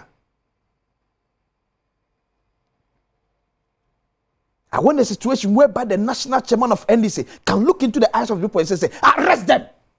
They are causing nuisance to the nation. Then we know say we are moving forward. But don't say the national chairman. I want to hear President Mahama say, I am the commander-in-chief of the Ghana Armed Forces. Arrest those people. Sanity needs to prevail. But what are you doing? Vice President, are you doing? Party leadership, are you doing? And the statement, and I started in a course. But see, one day, they will block the president-elect from accessing his office. When you must my Ghana, you didn't quite ask him. Man fan kwa adwira hwe sabin semhuru bi nso amaburu nso wa adwira so ekoye mama dwa video no we eye adwira ye wa santemantem se maburu nso se omu colleague ba kokoda prison na ko ye cho yare medical hospital mu awu omu so bu afu ya sha say please for cars papai please for glasses enyo omu a secret and break it down. Because there's no leader in Ghana. Security, break it down. There's a BFA said the situation a woman, or better be the same some BFA. San no BFA. Send some ruby of course be a or better me a DB. There's no leader in Ghana. Because the leader power Ghana, I say, NC. Say because susu say what you say eya wo say police for the nam so ma o colleague no wadamfo no ewu ye etu nya bibia na obufu ye no wan fa sika na anwo ho wo de akọ say please for ejapade non please now say the so fa ho bai police car na akọ say they say please not to fa ho bai eyam so fa ho in this same vein emaburu na wo adwira sabuko di sansem ho we no bisa ho say Saman 40 shots, so that's a place for it now. I do a sasha with them from near honey a boa. How will you feel? Ube feel say. In your penny be a man in Tiakwa de be a woman. Because it will be a so say, you bet cats at the name Basa. And yet to a man JJ Musa. For how long? And could see that pain Ghana. Enko si da ben ene beto akoso aye ehu se ya hweka ban yi elbro so de kire se abanda da agya honom. So why do we continue to cause other debt? Ekagwo da aban so ba beko etu na so ye NDC ni no adentire so ko block kwa na wo chitai e wo kwan so makwan ne sei na bansa ko pesika be sa akwan kro na abanya nyeska me amafu na sa na msem ya akwan aye asai aban be so obeye muso muti ere mo nyina so muhu ne asem nsem hu na maburu no edi obia so wonkasa ehwe ne ye na mse be bia keka kono ehu so every time bia since 2000 years had we started here every time bia there's a change of government from one party to the other no the level of disturbances no ekɔ animu. This time I take it another level. The next time obi ani ma bi ebesi. No se see yem penifo wo mamu. Na se bi ntimi se kire se nka kire titafo se ensem hu na se bi mudi no na munyai. Na bi yedin ahwa mo saa etoje ye nara. Ede ni akwasinsia. Da bi ameka to se Nyankopɔn ma kandifo a adwi o man Ghana ho. Nye peseme nkum nya kandifo. Enye wona epe won kasa ye die. Wona be pramo ma yetum pa ko nanim. Asemedika. Pese mo etwaso. Akra.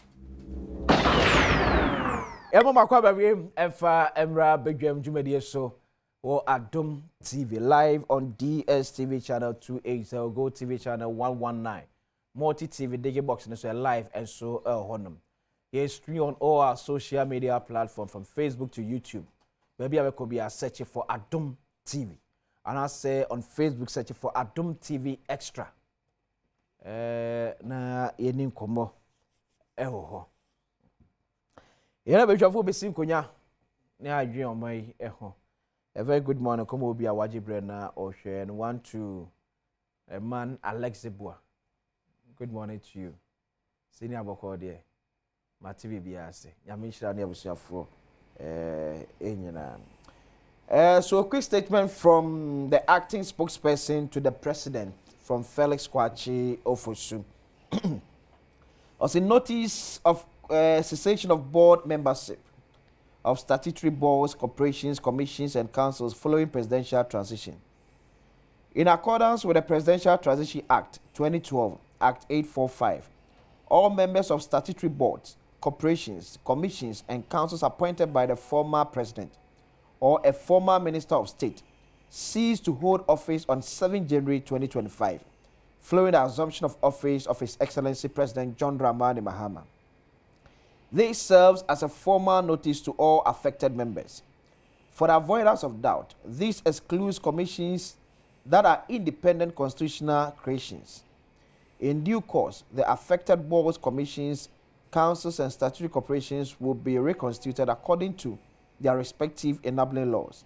The President takes this opportunity to thank all affected members for their service and wishes them all well in their future endeavors. The management of these bodies are directed until further notice to seek clearance from the Chief of Staff before taking any major decisions. Signed by Felix Kwachi Ofosu, the acting spokesperson to the President. Is a Mampeni Atnaka to Abdiaba as board members are now award various government institutions, with the exception of Omua Omodiano, independent constitutional creations. Other ones, say Minister B. Mampeni Akufo-Addo, a pencil and the power, and I say Mampeni Akufo-Addo Akasemu and the power. Moyina Mujumedi Abba Newie. Now by Shabo say in due course no better another board now almost what Timia take over, and I believe say that will be when the ministers have been put in place fully, then CEOs formally taking over. That's a answer. CEOs in Ibidia, but he be a fraud to be questioned until someone able take over. No, this is the information from the office of the president. Say Obian taking no. So the president also wishes you well. More best survey on these boards in India. On our one day, at Chifu at Mokwa Brashe Bigwende. Every day in white and red. The vast day board. Incoming minister. Incoming minister. Semi Busaja,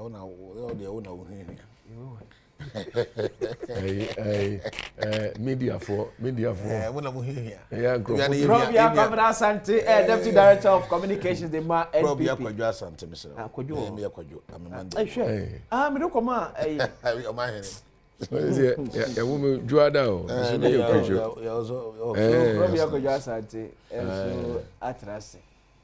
Deputy Director of Communications, the Ma. The New Patriotic Party is from the opposition party. Probably about there. Kwasi nyame ahwe me so mama ma wafresh apa afen ko betu ye na me ma menu afojo Dominic Obi oman hene mu nyina ne mo backroom mo kan friends backroom staff yeah. Okay, cameraman wa hadi ade awon ade pa last year was a fantastic year mo boy juma esom Ghana nyame hira mo me ma mu nyina happy new year enu say afi we ya simu no kwasi ne ma papa bebre di akire amen na me ma MPP fo a hwɛ me akirikyiri ne benche MPP mabunu the youth of MPP adwumaden nkoden I know their disappointment and the party ni bi aboto but you see the downfall of a man is not the end of his life. Okay. We will pick our pieces back again and rebound more stronger and more united than never before. It's a message of so we can come on to me happy new year. And my papa be a 2025 mono. Nyamema MPP ni bia wo hwe me anopai.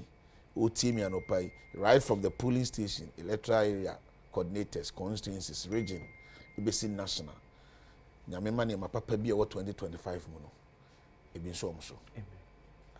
Bondi Chifo ati Mokwa class prefect. Papi. Honorable Bondi. Yes, sir. Mokwa there. Ewrade hu ye mo. Official paso. Afin komatu ye. Chifo ati Mokwa ati say. Ewrade hu ye mo. Why your victory party na wie? Yeah, victory party kakra. Why kakra bi? Oh, you know, float kakra. Okay. You know, bonyum ni mabunu na sakakra, you know, that kind of thing. Yeah, so moderate. Okay. Because of yenim enyoma we yenim. And say you started with extravagancy, you know, the thing. So we're so moderate in what we do. And then we are careful with the expectations. Okay. You know, we try to manage our expectations properly. And you know, quite cool and penny for Mabawan and Mabuna womb. Everybody is fine.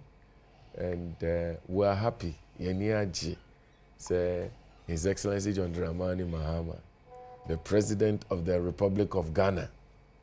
Afa Benwa Kasiyi. Dayamami, Professor Nana Opoko Ajima, the Vice President, Her Excellency, Professor Nana Opoko Ajima, Afabenwano. And Yadanyamiasi, Yaniaji. And we're looking forward for a more, you know, pragmatic solutions and so on and so on. So we share the way His Excellency Ashana Juma Sino, who to me will say, or the Bakwabi Yapa. Okay. I mean, you know, first of all, setting up a committee, a year operation, recover all loots. Now, me know what say, Crawford, Asha here, a dear America, a dear Drantua, media, Assasia, media, by Yadiama, Mr. Mitoyo, some of media, I mean, this is what we want to hear from Ghanaians. But me encourage Ghana for you, and I mean, and 2 MPP for we are all Ghanaians. You know, we'll be anywhere or by wish hunting. But if there is a wish, we must hunt anyway. You know, and you know, when I say, well, so, baby, wow, if he's there, why wouldn't you come saying ideas as a war? Come, no, return it. That will be anyone conyasam. If you say, remember, and I, Juma, you know, we share the very early stages of the appointment of His Excellency John Dramani Mahama. Ayanoa. And my own who say a mambuona John Dramani Mahama, His Excellency, Eba Bebuono, Ebeko ye. And look at somebody like Dr. Kezelatu Forsen, you know, as finance minister designate, and then Yebeto Tunano. And this is a fine gentleman, I mean, a very experienced young man who is hungry for success. You know, so appointment, you know, what to me will say a democracy. Okay. I mean, you can't do anything better than that. That's it. And we will do it. I mean, we share Dominica Yeni. This is a very fine gentleman who have the law, you know, totally. Okay, it's a very beautiful thing. I mean, so Krabia, exactly 6 days in opposition. My name was as an opposition communicator. As opposition deputy communication director. One was sad we are this change of government, anymore to trust them. Seizing government properties, toilets, markets, all in the name of say your party about power. Yeah, Kwesi, quick one, but before that, my main entry for Adrian a claim be honorable. I make it regarding Enya Penny Martin Pegu, lawyer. First claim be make it a year Nanato Brakwiku, a year National Investigative Bureau Director General. A year buying Asa Sibia. The claim say was illegally acquired or the other. Because I think I have a document I forwarded same to you. Okay. And the council at the Abba challenging that pronouncement by lawyer Martin Pegu. Say on receive you call any member of the oral team. Any member, not Okuja Tablakwa or any other member of the committee or oral whatever it is. It's that claim your force in fast statement, Akko said the man should come and withdraw and apologize. Failure to do that, he's going to seek legal redress because we're going to move him. I think it is the best way to go. NDC a chatra opposition, other Diane or Modiaji to me. But I want to tell them that you can do all the propaganda to win political power. But when you're too many, you can't use propaganda to govern. That not being said, because back to your question. I am so surprised and I'm so hurt. Say looking at a year attacks ahodua air koso ewa Ghana forso. Now your man penina yato abamano. His Excellency John Dramani Mahama. As if send your air koso no krano onhunye. As if send your air koso no ontiye. Clearly, our president has failed woefully to show leadership because as part of the responsibility as president, of course, let me congratulate him and the NDC for the electoral victory. But my opinion, John Dramani Mahama should understand, say, onye the leader and flag bearer of NDC. Na Ghana Constitution, at the responsibility of sharing himself. Say na said yes obo Ghana Japade any Ghana ni bia ho ban. Yeah. It is his responsibility. And then yes a responsibility keke a constitutionally mandated. So His Excellency John Dramani Mahama has a responsibility to protect every single Ghanaian and every single property of this land. But then I share Adom TV. The simple question is our president taking that responsibility? Is he showing leadership? Is he protecting lives and properties? Because there are several instances I would like to mention here. Look at the beauty. Dr. Alhaji Mahmoud Baumia at the Bab one conceded defeat. A brempo na coalition in fact, to the extent say MPP members bebre any Dr. Mahmoud Baumia enya adwinpo ekwan ofa so bantem eharaso but Yewura Mahmoud Baumia adwin hu say any further delay bia no anhwa na the oyene kese aba na the beauty of our democracy no na asay ye the Dr. Mahmoud Baumia concession e betwenchen ha and I say or accepted defeat ahead of time na betwenchen ha hwe the manner in which Akufo-Addo's administration His Excellency Nana Danko Akufo-Addo administration ede akomapa opepa e bie the door e ma transition here so smooth just because they wanted to protect our democracy. Ya kwato abakeke ya anko boxing ya anko war e ya battle on ya kwato ya na Ghana for akasa. I sit here as a Deputy National Communications Director and I respect the verdict of Ghanaians. The party MPP G2 Ghana for has spoken. And if indeed Ghana for Akasa, we'll go back. Now, Yama be a Ghana for any anya, you need to do an antias, name party for any binum crantias, then into Mama Metuabano. How do we go and restructure, re energize the beast? Now, intimate and recapture power?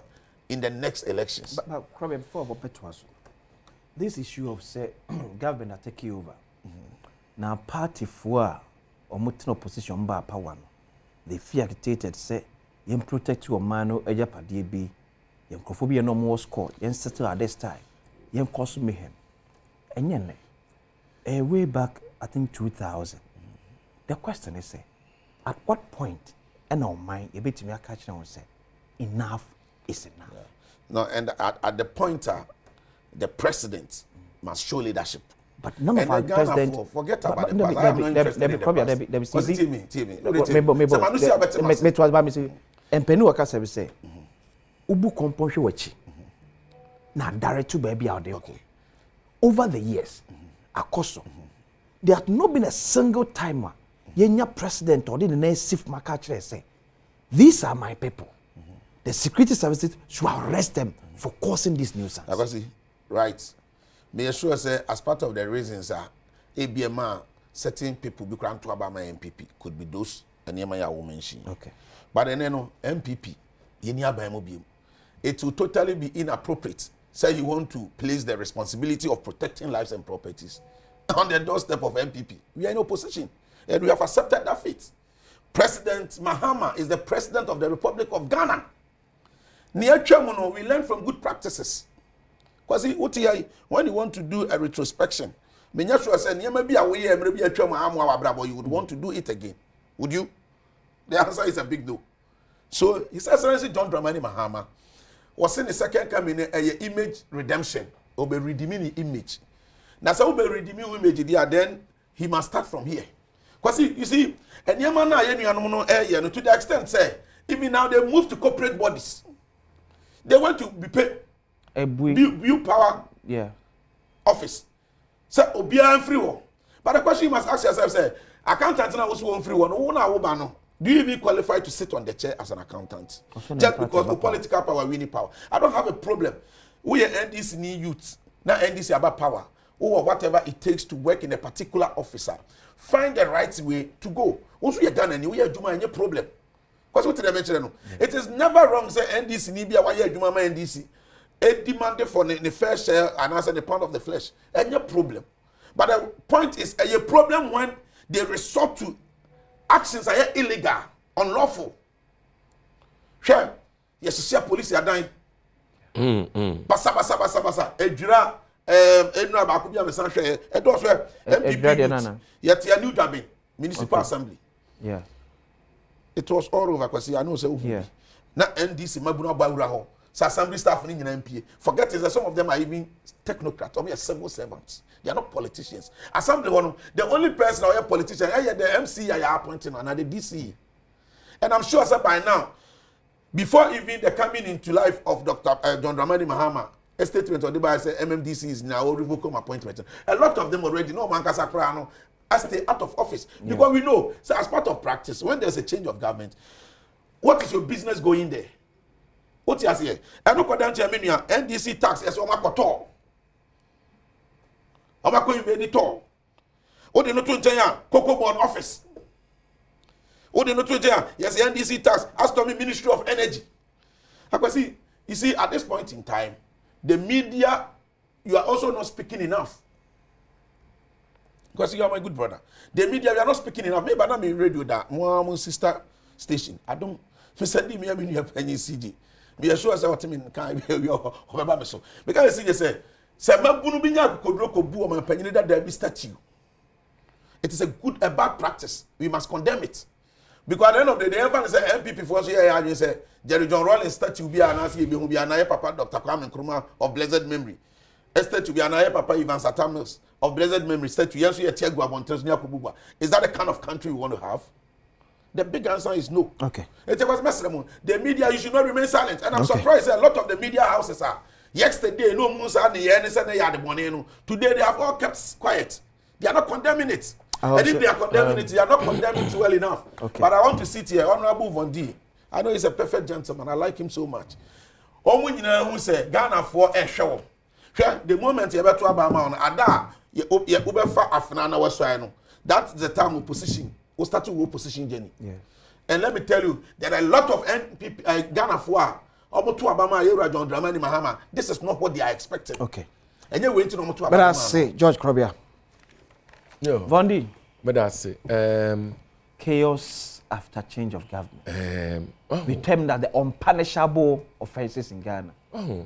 You see, say, obi ni akwenya betina TV so na say MPP4 who can somewhere to say ya ha drink kakra ye winning party election what here His Excellency John Dramani Mahama at the time the president elect asem o kan ye ni say mama NDC ni bia nkosizi obi bia mama NDC ni bia nkoye tutra sam wo ba bia it won say na look, you could see some packets issues, you know, here and there, which is normal.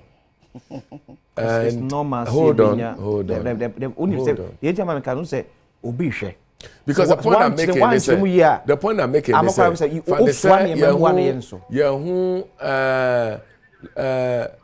truckload of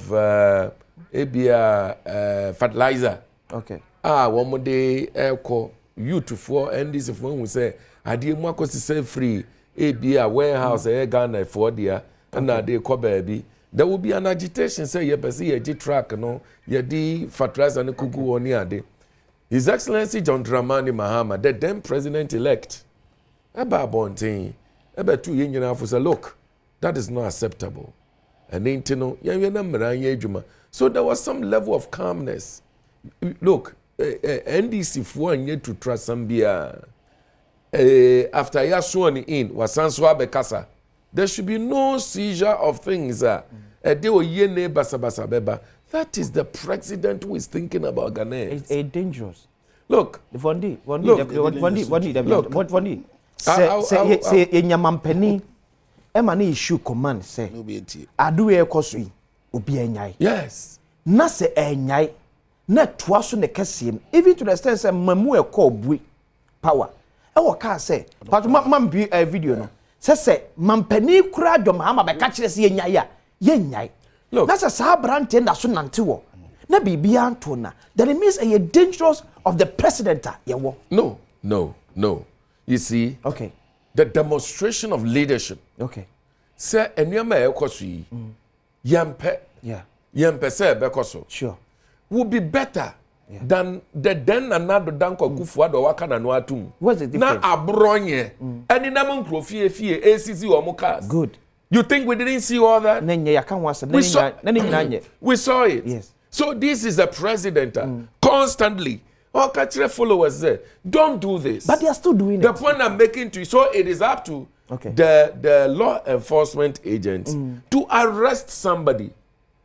Now, His Excellency John Dramani Mahama, then we can blame the president. I mean, this is a case, a issue here. A normal youth agitation that has no political tone at all. Sure. Obia, yachi young man biako tumsuako via mobile phone. And a branch and a hin the cry. Then the youth no believe. We say kwa omo faswa ayesi branch and a hin the cry. Omo treating no. And so this is a normal youth agitation here. Aqua police station it has nothing to do with politics. Okay? Sure. And again I am saying say per the directive His Excellency John Dramani Mahama Emano. So who say will be a kofa japade bi akosa you will be there unlawful. It is not John Dramani Mahama who should go and arrest the person. The police must work. Chief of the Ghana Armed Forces. Exactly, the police must work. And now Callistus Mahama issued directive to the IGP by the president. Yeah. Or say investigate. Yes, the police took notice. The police started working. So the but point is, free bria esi ye no. Enyayo. And now I'm not say we might see same. No, that's what I'm making say.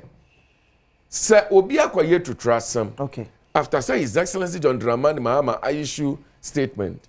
Say man yes sir. Yeah. No obi akwaye to trust somewhere. Yeah. You don't expect Mahama to tell a policeman go and arrest him. Let the police work. So the police is not working. No, I don't want to say the police is not working because I'm saying that let the police work. Who should make the police work? My brother. Yeah, why hey? Nasa Sebio. Obi abe wia nuama wa ha. You expect the president to call the IGP and say, go and arrest that thief before he goes to arrest the thief. Is that what you are saying? No. Let's not go there. What we need is a clear direction and a statement from His Excellency. One must have statement twice. The police must work. Look, we are Ghanaians. MPP for a Ghana for. No matter what, we must say Ghana, Bubu Ghana, Pro Ghana, Gua Yabay ye, or we a Ghana for. Young Fambara Kwan's new woman. I agree with that. So be here to trust him. His Excellency John Dramani Mahama say, Man for ye name, man kwa yen yama, a dibasa. Look, I buy ya to Amayan. Wow. I tell you what, Meti hey, I am not too comfortable. Do you know why? Abana ya to Amayano.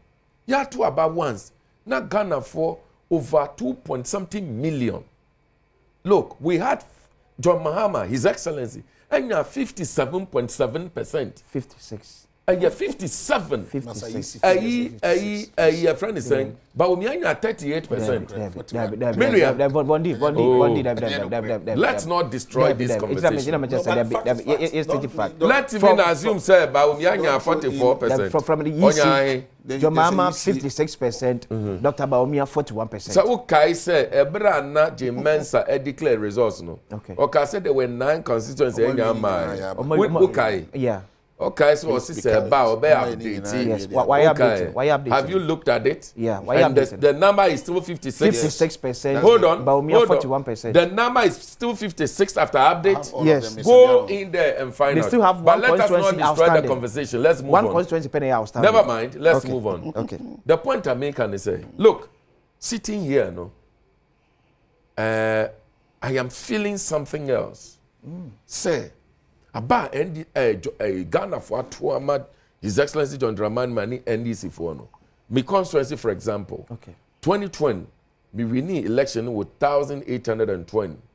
This time around, we win election with a difference of 4,300. Wow!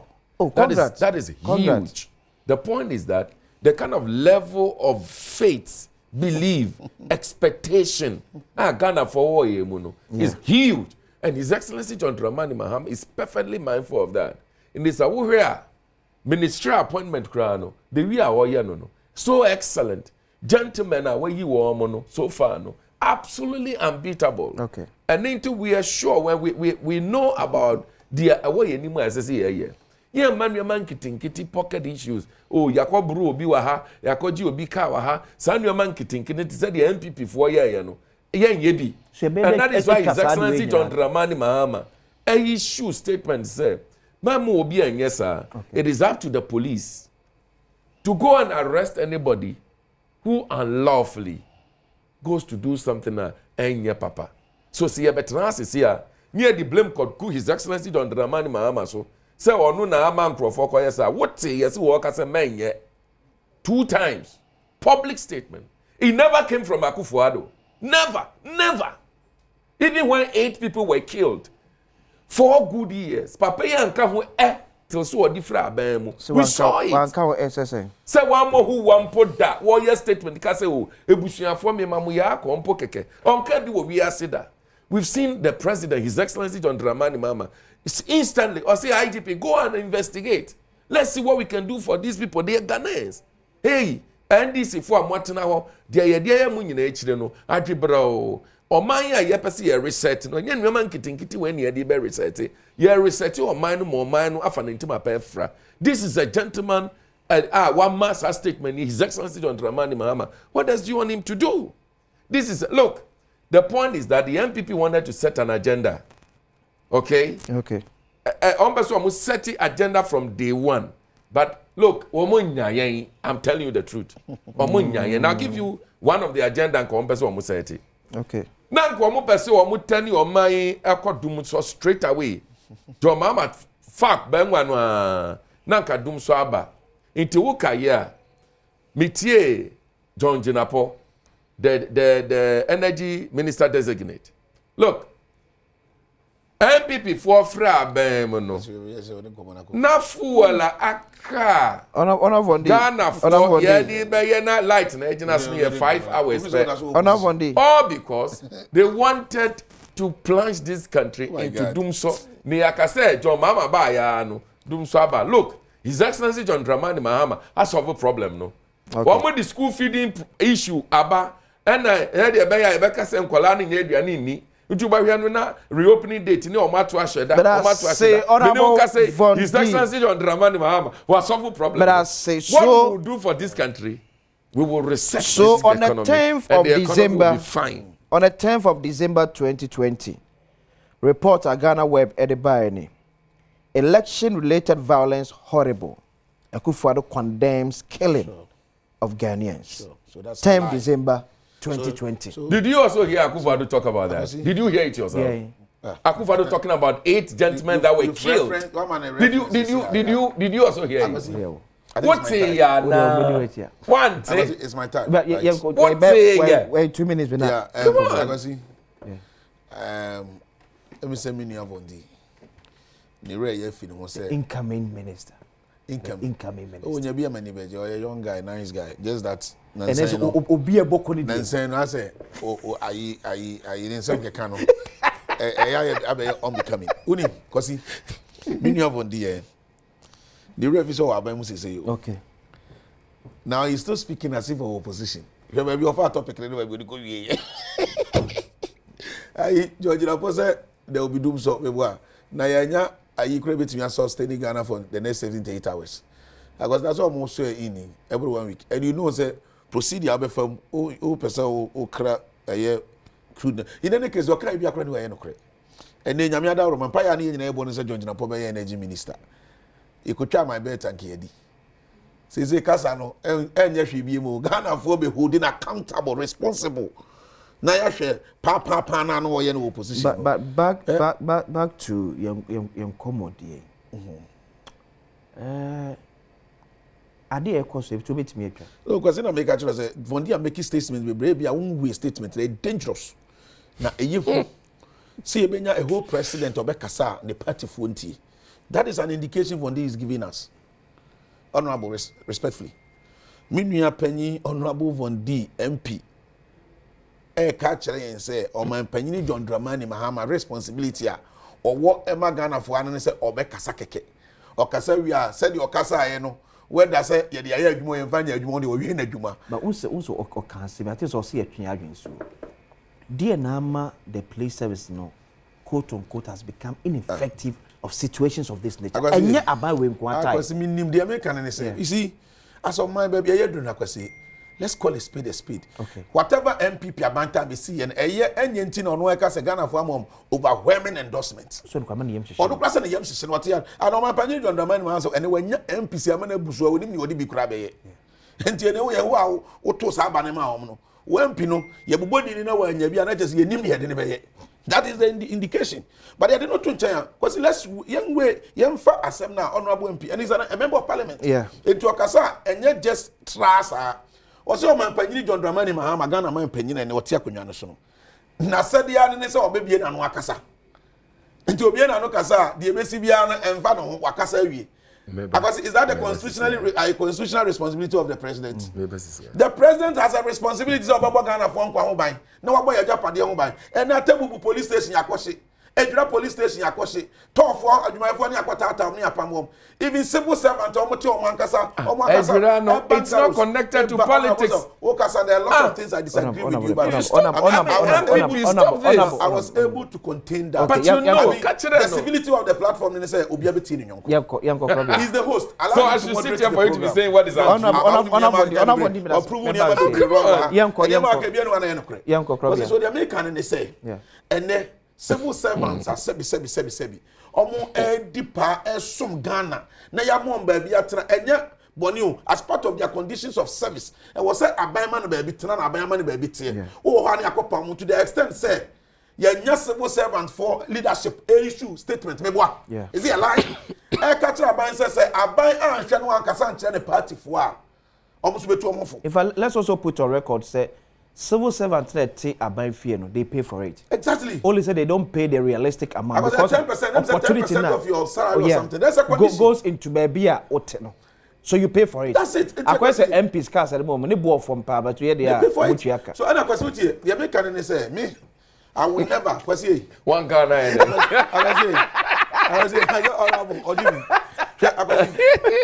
I will never sit here and wish Ira Mahama say unfairly. Okay. Because I say come for Bonia or be person or my mono or my boy there. Upe the next 4 years, Ghana force only him. As MPP will give him constructive opposition. And you know we are very good when it comes to that.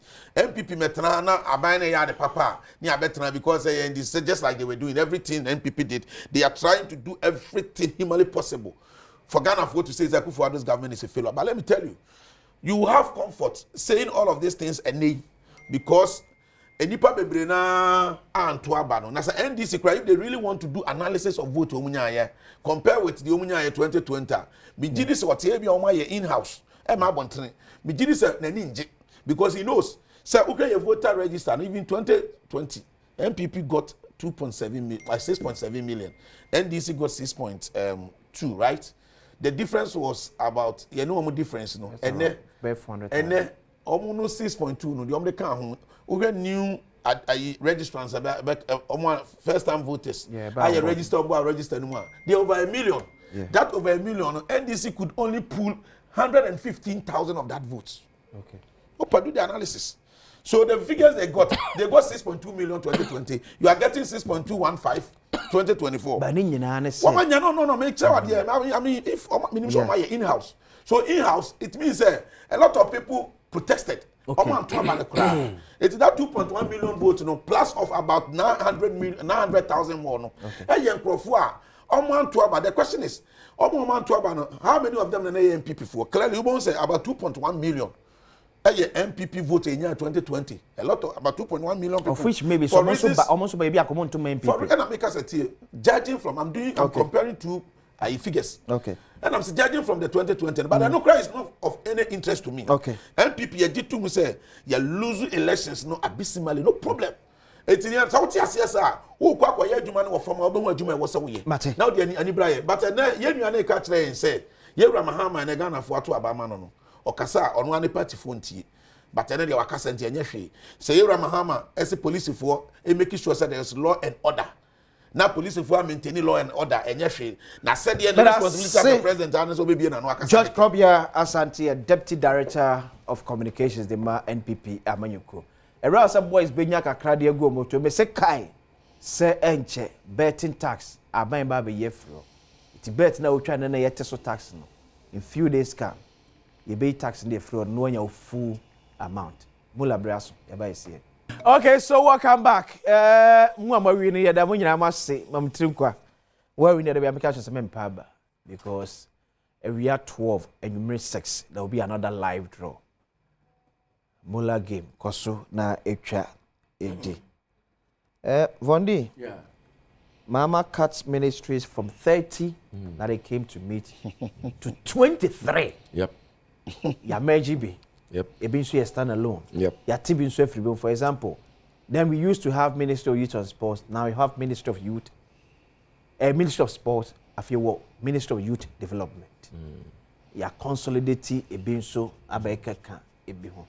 Yeah. A very good morning to our Samsi. Okay, so Bondi. Yeah. Nebi musu say now, can we take a look at there? Sika ebeko into running the ministry. Would I say 30 ministries and I say 23? We can have maybe 30 ministries they are spending less, but 23 might spend more. Fantastic. So doing the analysis, looking at the 23, do you think that financially we're going to have emphasis in terms of expenditure as compared to the year for 30 ministries? I mean, that's there's no doubt about that. Okay. So what 30 ministers are? I mean, Constitution provides a minister biano, obenya car, obenya, ni fee, ni house help, ni kika home. You draw fuel free and all that. Into direct expenditures now become ministers automatically, So with the 30, now with the about 23, you've made savings. I mean, there's no two ways about that. On the face value. On the face value, you've made savings and that is accurate. Ufa ministry bit is monitoring and evaluation ministry. I mean, what monitoring and evaluation ministry you are creating? There's no, with the greatest of respect, I mean, for me, there was no really a job for them to do. Ufa BB is water and sanitation. Nas Ufa Works and Housing. Sometimes I was in a Works and Housing committee. We have oversight responsibility over water and sanitation. You know, sometimes, you know, to say there were some conflicting responsibilities, what I say. And to be a ministry, but I couldn't share down your being yet. Okay. You know, but in Indian, spend this car on here. This is I know this ministry way boom. Now, yeah, Works and Housing, water and you know, sanitation. I think, sir, it makes sense. You know, you see, a year to reset this economy that Encrophia Bokabuburu Egu say, you know, the SSCA say we must be measured with our expenditure. And ministry say if you see a kikabumwa abebuano. And I am 100% with it. I mean, I'm for it. And His Excellency John Dramani Mahama, he's demonstrating the fact that he's been here before. And he knows what it is. He's been in the presidency before. Remember, you know, I'm why president there. He's been a vice president, he's been minister of state and all that. And was also by a president. Oh yeah.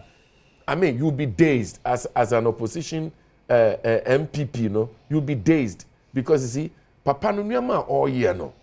It is purely resetting this economy in a very perfect, smooth path. Gamiya Dumwa, a bema economy na sorry ejina. Look, and cutting the ministers, no, I am all for it. Look, Menuya, I'm a member of parliament, a second term member of parliament, and I believe in my competency. What do you say? I believe, sir, seminar ministerial appointment. I will be good. I will be able to work to help the president. What do you say? Hold on. Listen, you need to listen. There is difference between listening and hearing. Okay. So listen. No, listen. But I am not key in chasing ministerial appointment. You know why?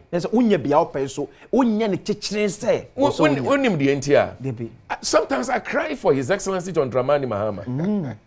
Who yes, 60 ministers. Yeah. Don't forget, sir, we regional ministers, no? Every month, 16. I got 44. Yeah. Okay? You have ministers and deputy ministers, 44. Constitution ensure I encourage you, say, be free parliament. Says here, and ye 183 still counting. Our Mrashe bedroom. What is here? So far, you're free 8th parliament. At the 9th parliament in Ukraine, you're over 100. But funny say, even 44 now, I can. Who ye 34 mpo of Mrashe bedroom? What is here? Who ye free nipa over 100 more? A ye nipa ben na obefa.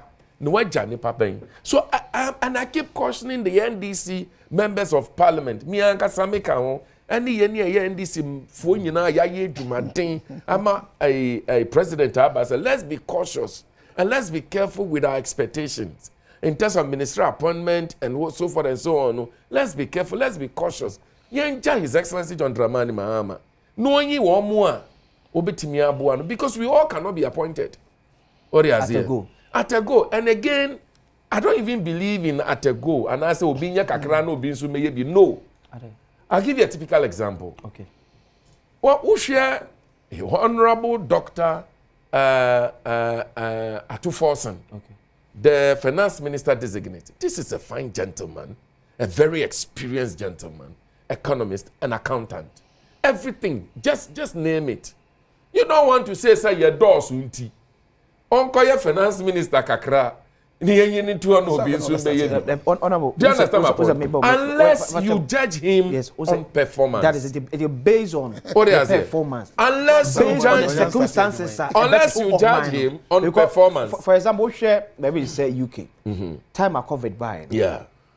Some of you now so much now some no a change or more finance minister because can't Ghana name was it quite because the circumstance at that time demanded near Pobia obey assuading. Exactly. So say now maybe he will be judged based on his performance. But also forget circumstances be too man quentin fee. Yes. Na se ne mudro no entimia. He might have to pay for against performance. So circumstances beba. Yeah. Na se and I doubt because knowing Honorable Atuforsen, there is no situation that he can handle as a finance minister. As a finance minister. Intino Dr. Kesa. I'm telling you the truth. I know him. He's a brother. Look, circumstances and not the performance. And yeah, the president could remove him. Okay. But on basis that your doors into you being like a crano means behavior. I mean, can you imagine? We are talking about the economy and Crofway. One more befa konyano. Na CD, I get 3 CD 90 pesos. ABC 4 CD. Let me even give to them to football 4 CD 20 pesos. Yeah, me no work say dollar no matter they could do 17 Ghana cedis near actually. We are talking about that kind of economy.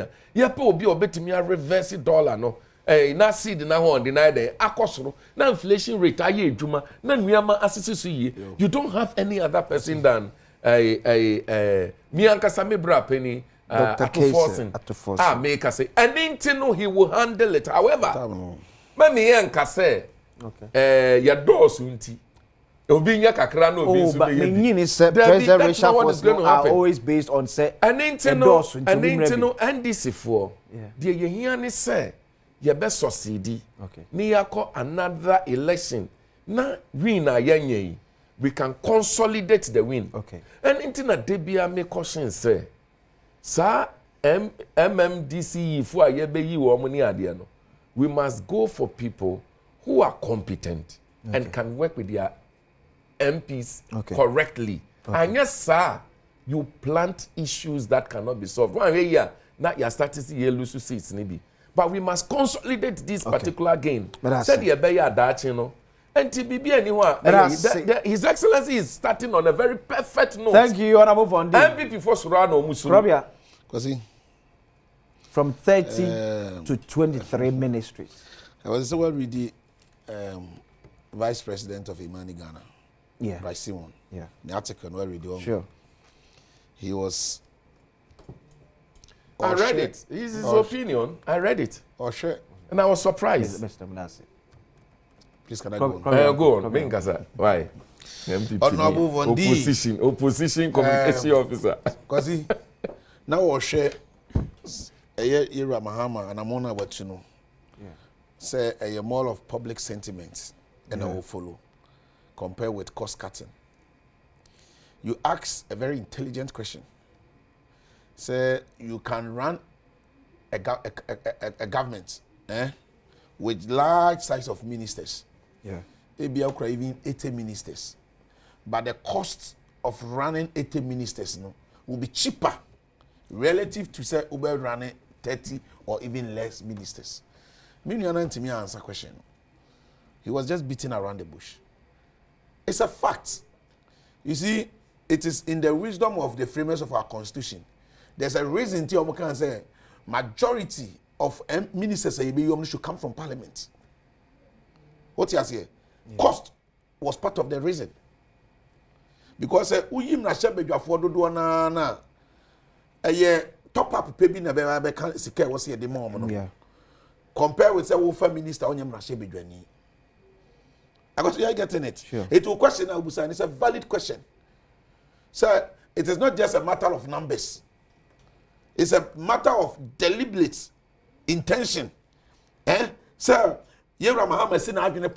Say opesa o save public purse. Ghana for year no. Be makasa it is too early for us to chastise. It's too early for us to make some predictions. We are Ghana for any adwene bi say bia we are wishing him say unfairly. Oba na oye ni year any problem. Be sure pastor Bondi nkoma wodi na no pe on one party for a lot of them will disagree with him. Said they. Especially on your position say abani do maybe also system. One of the biggest mistake of our government aya resha for another dan kwaku for adwantimi anye. Oye kura na answer that anye because upe arena na ye won terrain na ye nam so no politics. People invest so much their time, energy, intellect. I'm sorry, that is not an intelligent investment. So me trace kama political party eba be mo. No. Bondi and the intelligent investment. Put me talk together. Okay. What I'm saying is that on any day, are you telling me that Atufosika is the only person which I finance minister in NDC? Not at all. Are you saying we don't have other competent people in NDC? So I am saying that people make investment into politics, thinking so Monsoba. You can say the benefits of power. And yes, the ability to even assist a lot of people. As an MP, many of the interest in you want to make money. That could be an interest, but that is not I don't want your interest. The other interest is that avenue to assist a lot of people. Because see, MPP and I commend the General Secretary of our party. Okay. Lawyer Justin Frimpong Kodia. In the year we say party lose elections. Party leadership people who put aside the campaign team, the flag bearer, baby. Me, as a deputy director of communications, I was not part of the even campaign team communications. But you lose to me, party for the Omani party leadership. What you say? It's all leaders now who say, oh, yeah, was all your mom. But even though we are not made part of the campaign communication structure, no. I had a responsibility, and as I have a responsibility to be a deputy national communication director. So on my own, when I was effective, and I manage it, I did what I can. Party for but a lot of the people will appreciate this individual there. He was everywhere. He did his best. Because what you say, sure. May catch up on this. If a person who they say Muhammad no. Sister, you original 16 if you man yakaro and one omuntra uncle say you the Mahama was a body po. Because I mean Richard for the day. So one share do maybe na also you know anya. Some problem. And you almost say and you na be to Mahama for but the president ni be that. I mean because the American and say we on your point onye aban one say the way about the can for to forcing finance finest one. He should go and take our records from 2016 down to 2017. Every single economic indicator tabia na one break a certain record. Every single economic indicator, pick it. CD depreciation, inflation, interest rates, and then every growth rate. I can see the figures are there. I don't even at this point the figure doesn't even make any sense to anybody. But I am telling you that Sawo Jini Amawabaya put as part of contingency measures, no.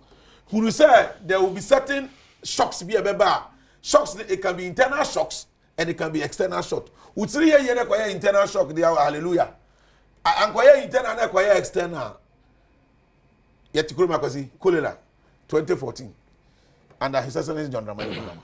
Cholera community more than 1,000 okroma. Ne internal shock, cholera fina deba. But yet nobody can downplay the adverse effects of COVID on economies across the globe. What you say? It's your politics now. What me a chantro, a massaging, crofagin, I can say I am dead. And now you have better. The casa the yam system because endorsement in our woman. And the yam system, so you know what as I am saying. So His Excellency John Dramani Mahama, because he no Casayano mean you be sending me or a lawyer. I send me, I use me Musai honorable one day say. My opinion, John Dramani Mahama, or did he so beat me to Galamsey in Susana? And I'm going to say it's not even part of our topic. But let me tell you, let me be very honest. Me mean chantro. Because see, we can deny me free, me kroma queen say ba. Excavators and me shiano kwanso pan eko bush no. Me say, as if say Galamsey for them who say, Omu di ba. Challenge me chantro nyanko pon enemy dancing. Excavators is 60. I used to have bush in senior. Opa, because you ask my catch we. Opa, you can open the phone lines. Then phone friend. Excavators say run with them. But you may not, but at the right time we'll come to that. You be making sure say you be support to Abina Manaso CD. You be making sure say you be hold Abina accountable to the promises to the people of Ghana. You be making sure say Abina performance. We are going to benchmark it with the performance of MPP. In terms of everything, sector by sector. Enti no vondi mesere no, it is too early for him. And I am a dese enipa no manu ya den e wo opposition pa no na Yewura Mahama di ka mo appointment. Especially when you are John Jinapo. Any honorable to forcing. Enipa no manu ya den and I am a dese say o man panyini Mahama do ma to biaya no manu ya den wo ho. Ene kokofu ahwe me. Me nua no mu ye kokofu. The moment ada Yewura ato forcing emrase bedwafo ebe approve ni bewie no. The next day more expecting is announce a new cocoa price or mama anything less than the 6,000 cocoa for money will become. This is his promise to the cocoa farmers of this country. The cocoa oh no, or more 10,000. You never but you have point this year, but battle force in Abaso. We will not shy away from it. Cocoa they deserve better. MPP are buying calculations. When did you realize all this? Maybe MPP are buying a share. Expense teacher. Unfortunately for me, my deal at the age of 25 years, me a deal cocoa merchant. Me to cocoa by me to cocoa goso. Timi nim cocoa mupa. That is my field. Okay. And you know, nay akafo.